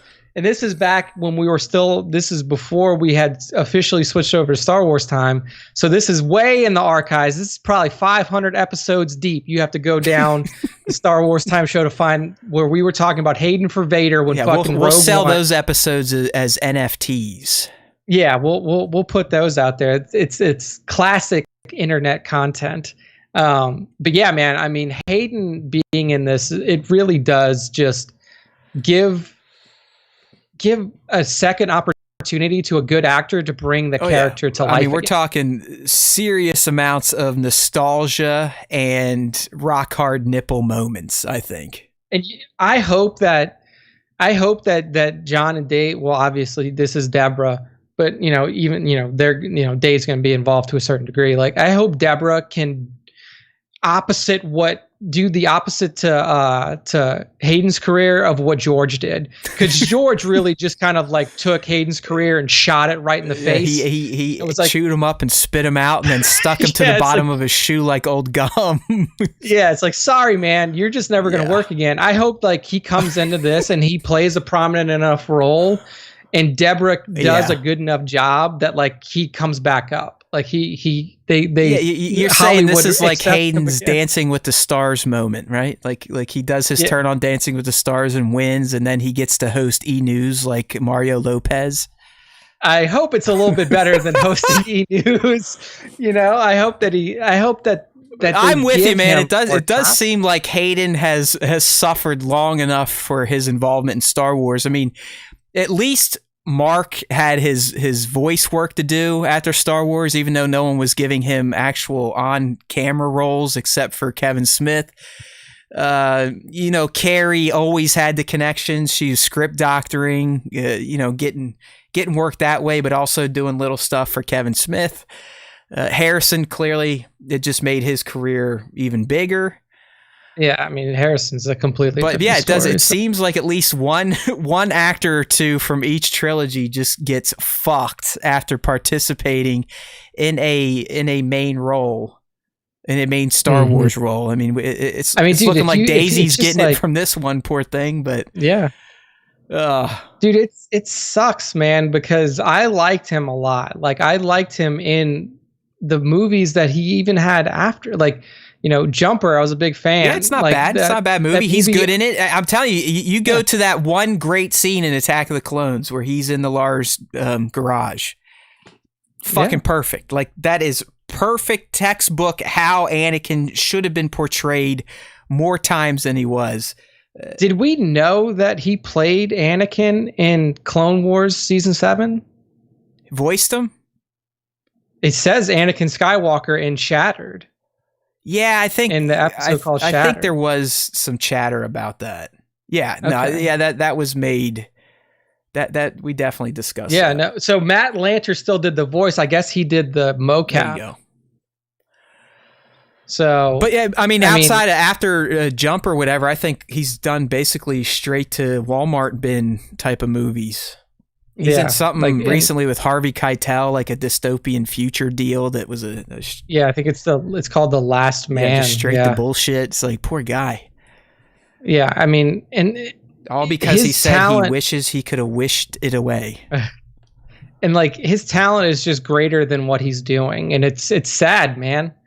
And I really do hope that he comes out, puts on a fucking killer performance. He's an untouchable for some reason. I know, dude. They fight like Hollywood blackballed him. It's like, hey, people will see his face, they'll associate it with the prequels, and they'll vomit instantly. So we can't use him. Yeah, I mean that's the problem. Is like he literally just got like you're the shitty Anakin Skywalker that nobody wanted, and it's like, damn, dude, bastards, bastards. All right, who's next here? Bat2797. Hayden is the obvious choice. I'm excited to see how this all plays out more than who all the other actors are. Yeah.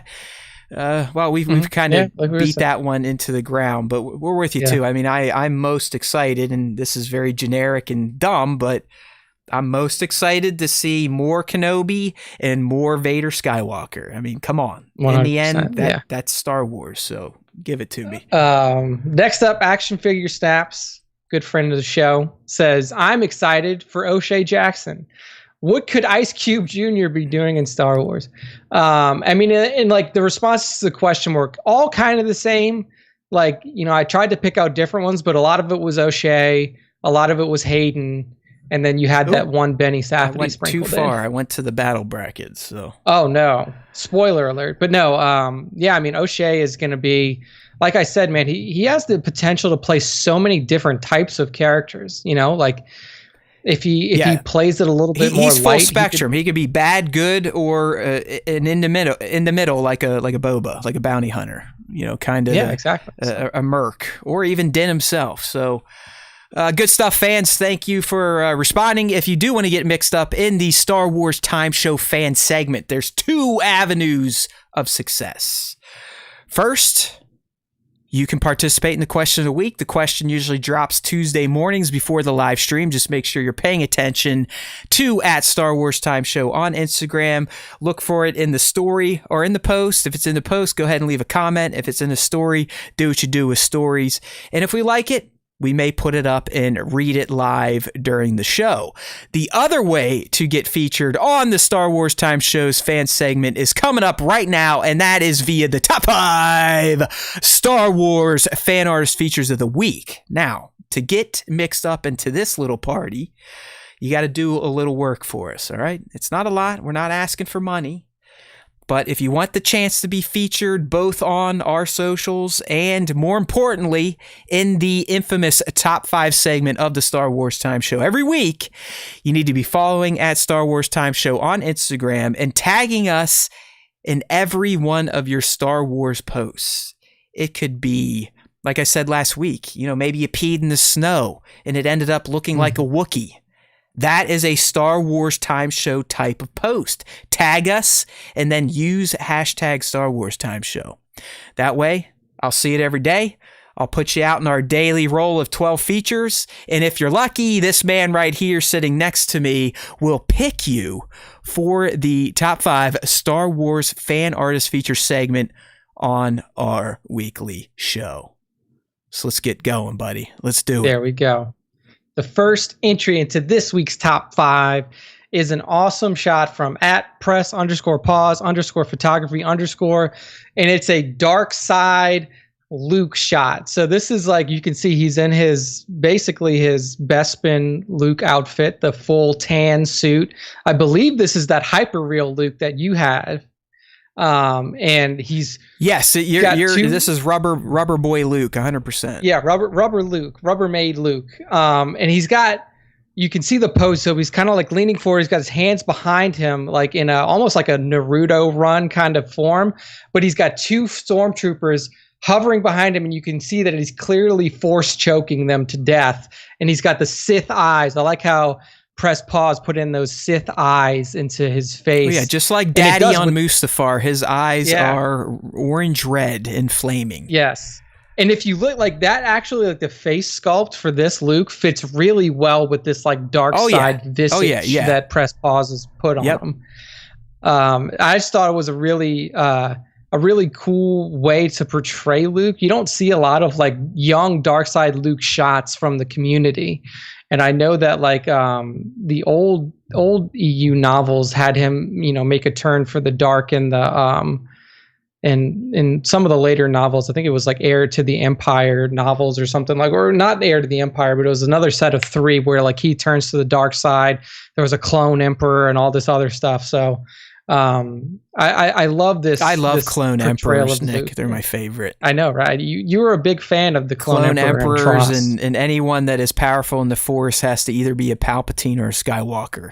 No that was your other middle ground. It's not like we had Yodas or Mace Windu's or Grogu's. Only Palpatines and Skywalkers can be ultimate Force users. Now we know. Yes.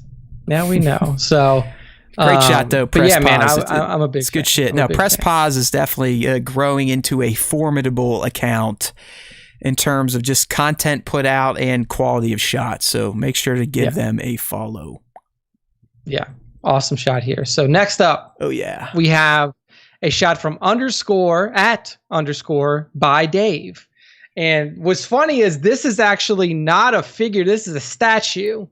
Because I remember when this statue came out, I was like, holy shit, this was badass. I think he's like composited other stuff in to enhance it, exactly. Right?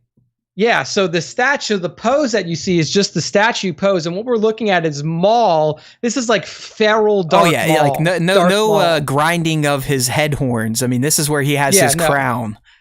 I love Maul with his crown. Yeah, I mean his horn crown is fucking pimp. Exactly. So like full horns grown out, just madness on his face, like just fucking going crazy. Full metal legs. And you see in one hand, he has his full dual saber ignited with just crazy fucking effects coming out of it. And in the other hand, I don't know if this is actually on the statue or not. I can't remember. He's got the dark saber ignited. That's what I mean. And then like Matt said, just composited all around him. You see like stormtroopers shooting at him, fucking stormtroopers cut down, dead. It's just so badass. Like let's go check out by Dave. Yeah, this is fucking feral Maul to a T, man. And he says that he is a Photoshop artist. He doesn't give any BTS, but like this shit is just he does a fantastic job of like compositing, photoshopping in all of these like stormtroopers around him, the fucking atmosphere around him to make him look like a badass just killer. Yeah, it looks like a fresh account too. Not many posts, 281 followers, so it looks like a new one to the community, and I'm not signed in because we're dealing with some fucking crazy shit with Instagram right now. Some IG fuckery. So @ by Dave, if you're into the kind of the more graphic designer approach to Star Wars art, the Photoshop approach, then I definitely recommend checking out @ by Dave. Yes. Good shit all around. So, I mean, this shot in particular, very, very strong. So beautiful work. Next up, we have @lights_camera_ tentacles. Good friend of the show, the guy who was fighting in the fan. Oh, actually, we skipped one of the pieces of the fan segment. Shit, we skipped the battle brackets. That's all right. We'll come back to it. We'll close out. He was fighting for Human Torch last week in the battle brackets. I still love that. Actually, I think I shared this shot, and he's like, "Oh, hey, thanks, guys." I said, "Hey, you were talking about you on the show last week with your comment war," and he's like, "Oh yeah, I was definitely ruffling some feathers," but I just remember that whole battle about what. No, he was going. What the one guy said about the Human Torch or whatever. It was a great line. He was like, "Oh, fucking Anakin could just suck all the oxygen out from him," and then Tentacle was like, "Dude, he can like Torch can go torch in space. Yeah, he doesn't need it's oxygen. fantastic shit. I love it. I love. Or it was like Human Torch can only kill like fucking old people or some shit. It was weird. It was a good comment thread. But anyways, he's not talking shit about comic book and Star Wars characters. In this shot, we're returning to his created world of, I believe it is Clusterfucks. Clusterflux, yeah, the Clusterflux where universe. nothing is what it seems. I mean, this dude only works in mashed up figures. Where we're looking at one of his awesome droid creations, where the head is definitely Chopper. But the body looks like a mix of BB-8, maybe some Transformers. Who the fuck knows? But you essentially have this Chopper on robot roids choking out a xenomorph and kind of doing his wah wah wah wah wah look like. He's got his like, what are you fucking looking up. at? I'm just doing work. Yeah, dude, this is. I mean, I love the shot. I love the Clusterflux universe that Lights Camera Tentacles has created. Awesome.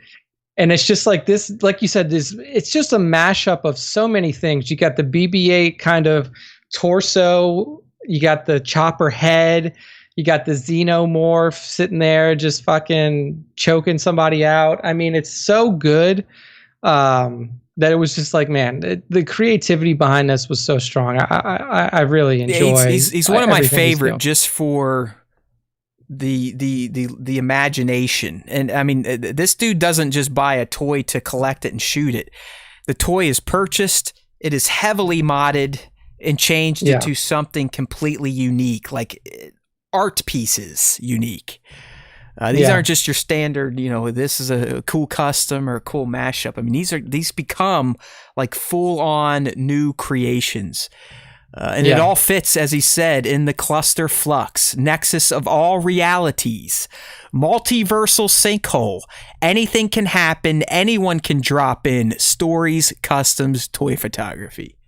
There we go. Good stuff. So beautiful stuff. At Lights Camera Tentacles on Instagram. Go give him a follow. Next up in the top 5, we have at Alan Rappa with another really cool mashup. I fucking love this mashup.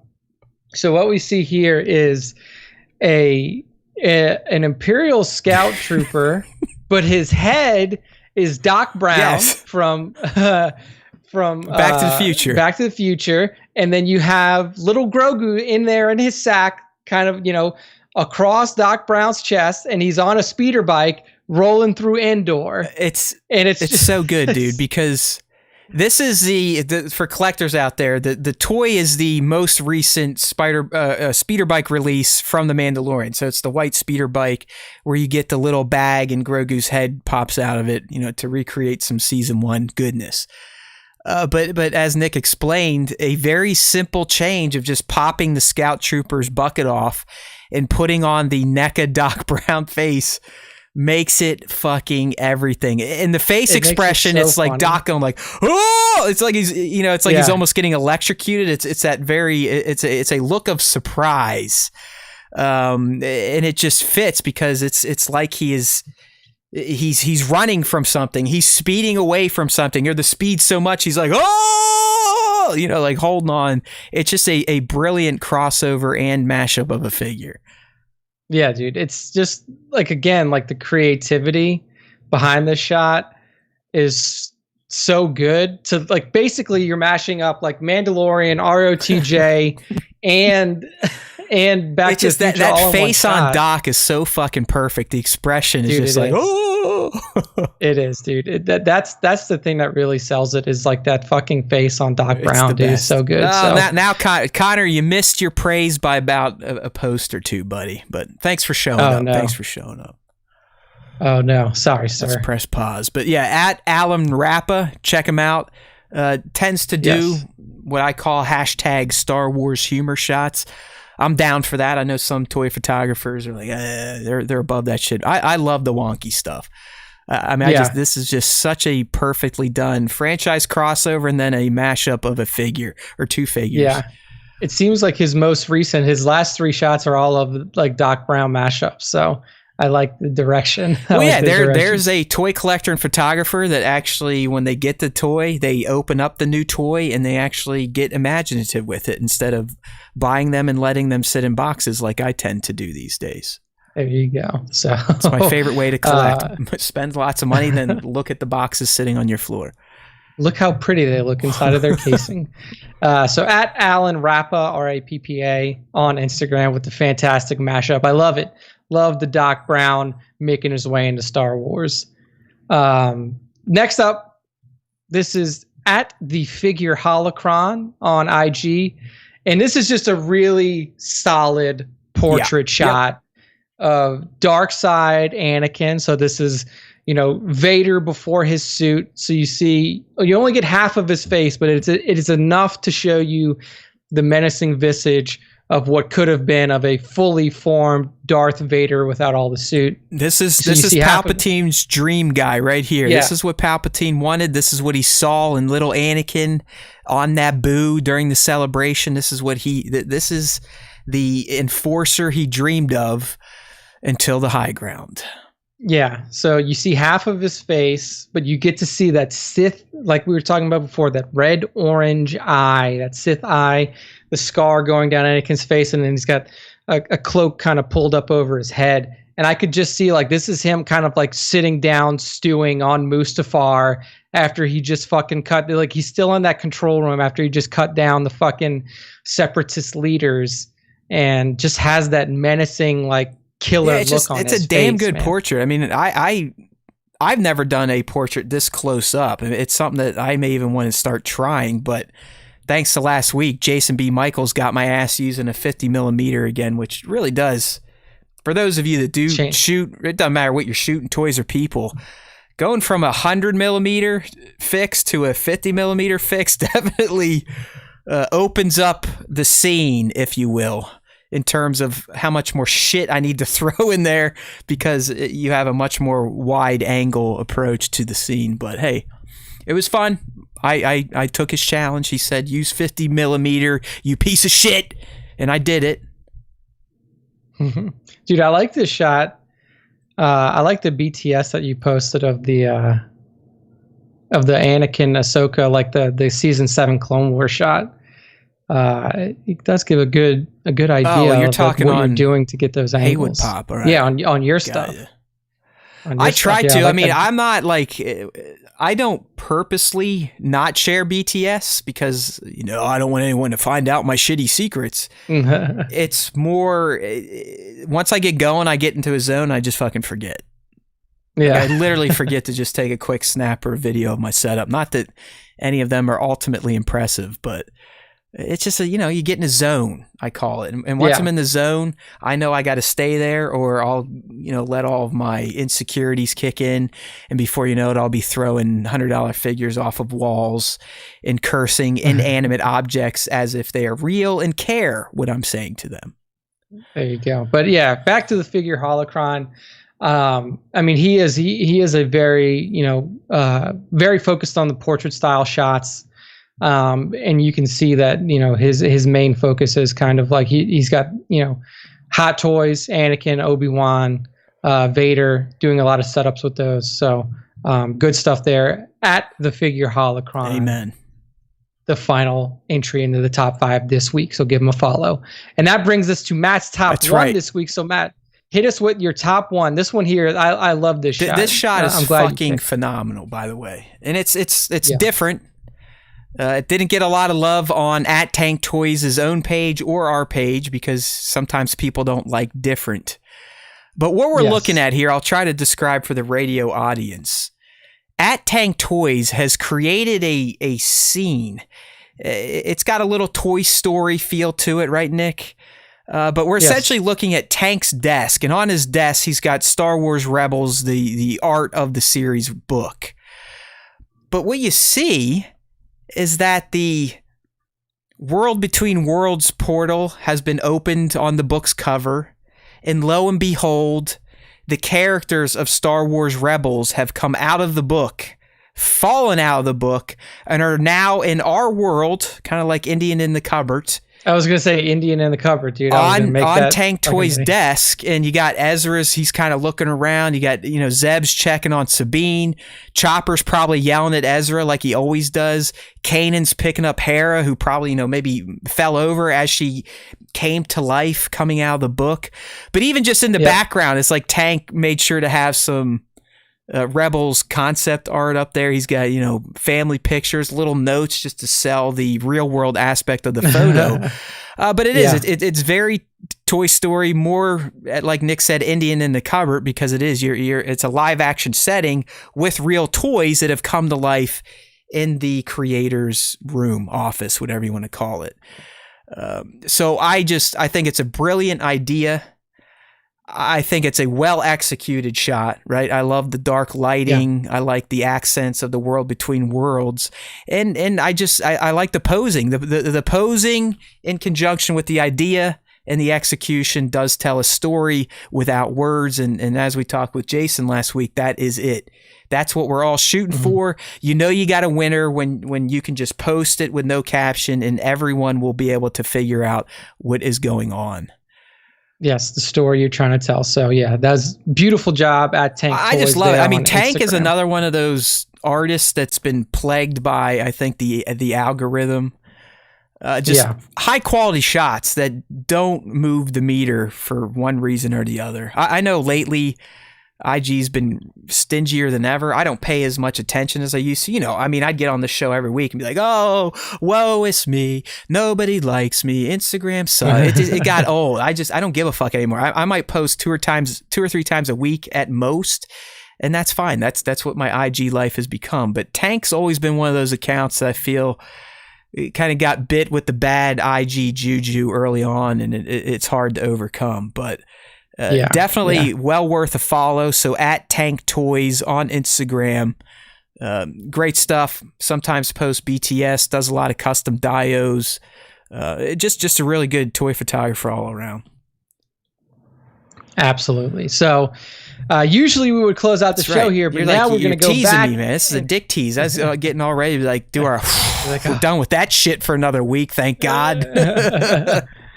But no, we still got one thing to bring up, and that is our most recent battles from our battle bracket.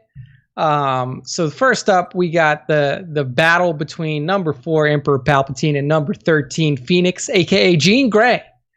And this one was kind of a stomp. And really, I was expecting it to be a little closer, but maybe there are people out there who just don't like Jean Grey, not familiar with her full suite of powers as the Phoenix. But this one broke out to be 66% for Palp, 34% for Phoenix. We can already see the numbers on the votes dropping after that first round. 65 votes for Palp, 33 Is for anyone Phoenix. else starting to figure out why sometimes Nick and I question what we're doing with our lives? Yeah, I mean, last week, so this was the voting numbers from last week. The first one's up. So we had 183 votes for Anakin versus Torch, and we had 233 votes for Thor versus Maul. And we almost have 10,000 followers. And don't even give me the algorithm shit. This is in the fucking story, people. This is in the story, so you just got to look at the stories. So in this week, we got 98 total votes for Palp versus Phoenix. It's dead. It's fucking dead at this point, dude. 65 votes for Palp, and then 33 for Phoenix. Notable voters on either side. Let's see if I can find any here. So we have pictures by R2D2, who was in our fan responses for these are Palpatine I think I did voters. Palp, but I did that just because I'm a Star Wars homer and I didn't want to. That's what I feel like may be happening here. I feel like if it's in a Marvel versus Star Wars matchup, I feel like Star Wars may always win, even though they may not actually win it. Toy Box Photography, Rippick Tan, EKU Rory voted for the Palp. From the Outer Rim, Press Pause, Dad Fett, Matt Haywood Pop, he voted. Told you. And then there we go. So, and then our notable Phoenix voters, the ones who I probably would have voted for. I did. Me, that Nick. There you go. Hey, Nick actually got on social media. Good job, buddy. Yeah. all of Greg's alt accounts, which I think is just continuing to grow. I think Greg now has 6 votes. If he lived in the United States, he would be in jail. He voted for the Phoenix. Lima 4, Stormtrooper Pete, Klondike, Sir Dork. I'm wearing Sir Dork's shirt today. I know you can't really see it because of my camera angle. Sir Dork voted for the Phoenix. Scion, action figure Snaps, Bat 2797. So I mean, Baron's some of the regulars went Phoenix. Yeah, they're on there for the Phoenix, but I really do feel like Phoenix would just like melt Palpatine.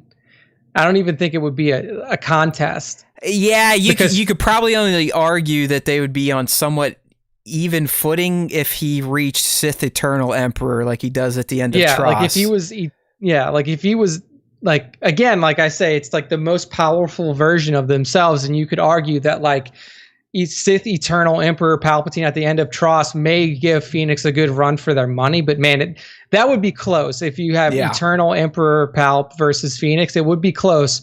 But I mean, like Jean Grey was literally like, if you saw the end of X-Men 3, and I know like people hated X-Men 3, but she was just like disintegrating people with her mind. Like it wasn't any like she was just you get people were just you get some more Phoenix. I know it's Dark Phoenix, but you get more of that in the actual Dark Phoenix movie. Not that it's great, but you definitely get better indications as to how powerful Jean could get with the Phoenix.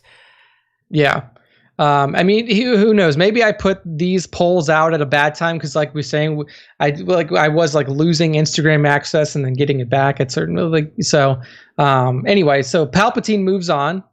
So the next battle is Wolverine versus Hulk. So this is our first all one-way battle far in the bracket, and so a beatdown. 64% for Wolvie, 36 for Hulk. So 109 total votes.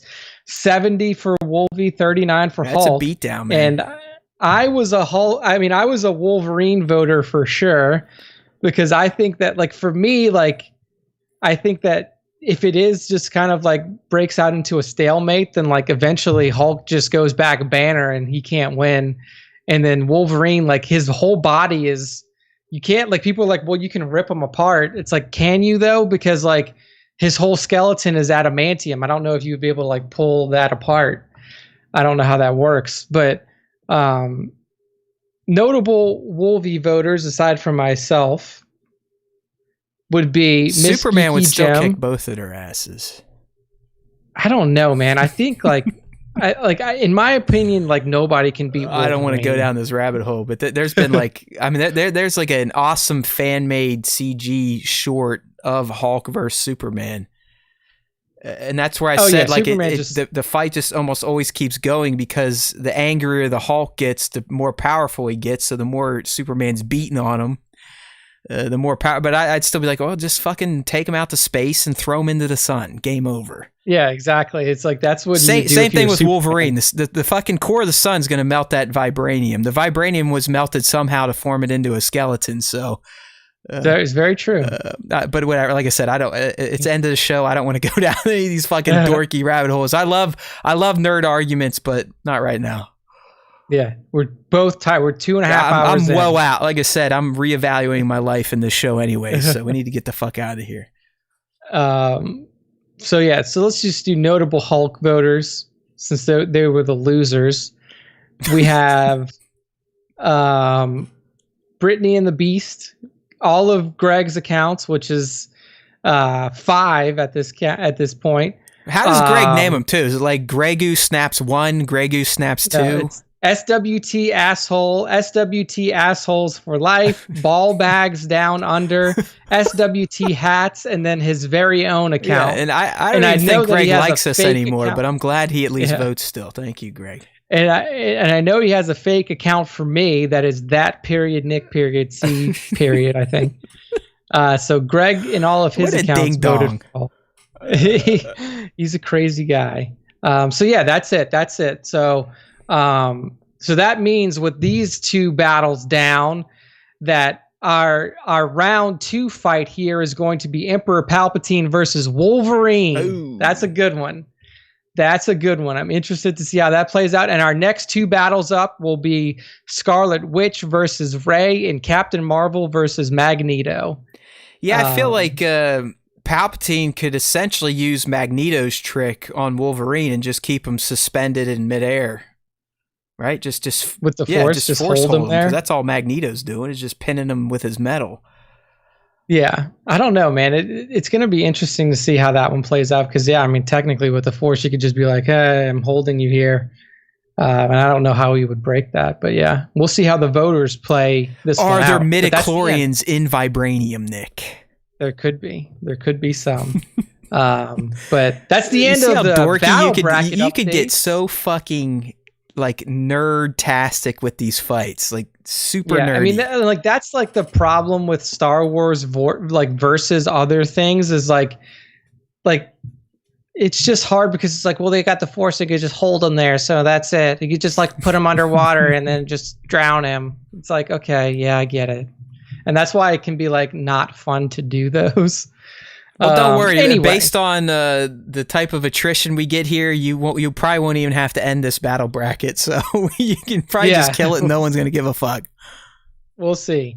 Anyway, that's the end of the battle bracket updates. That's the end of the show. So Matt, take us to the dance and take us out of here. All right, my friend. Sorry. No man titty dancing today. Well, I guess I'll wave them at you. If I had tassels on right now, they'd be flicking around. But that's because it's the end of the Star Wars Time show, which means we gotta go over to StarWarsTime.net. Doing like some Jack Black 80s cartoon intros right there. But in all seriousness, thank you for listening to the latest episode of Star Wars Time Show or watching it on the live stream. And how can you get involved if you're new to this little program? Well, we like to direct those of you that are fresh listeners to the Star Wars Time Show over to StarWarsTime.net because it does load at least 80% of the time. But that's not why you're going there. You're not going there to see how shitty of a website it is. You're going there to get informed. You'll be informed on our content, the topics we're going to be talking about this week. You would have got my Bad Batch breakdown before we broke it down on the cast. How is that for service? The Kenobi post was on StarWarsTime.net. But more importantly, if you need to get subscribed up to any of the platforms we're on, and are we on a lot of them, you can find the information over at StarWarsTime.net. So just go over there, browse to it. It works on mobile devices. That's right. We pay our web developer well.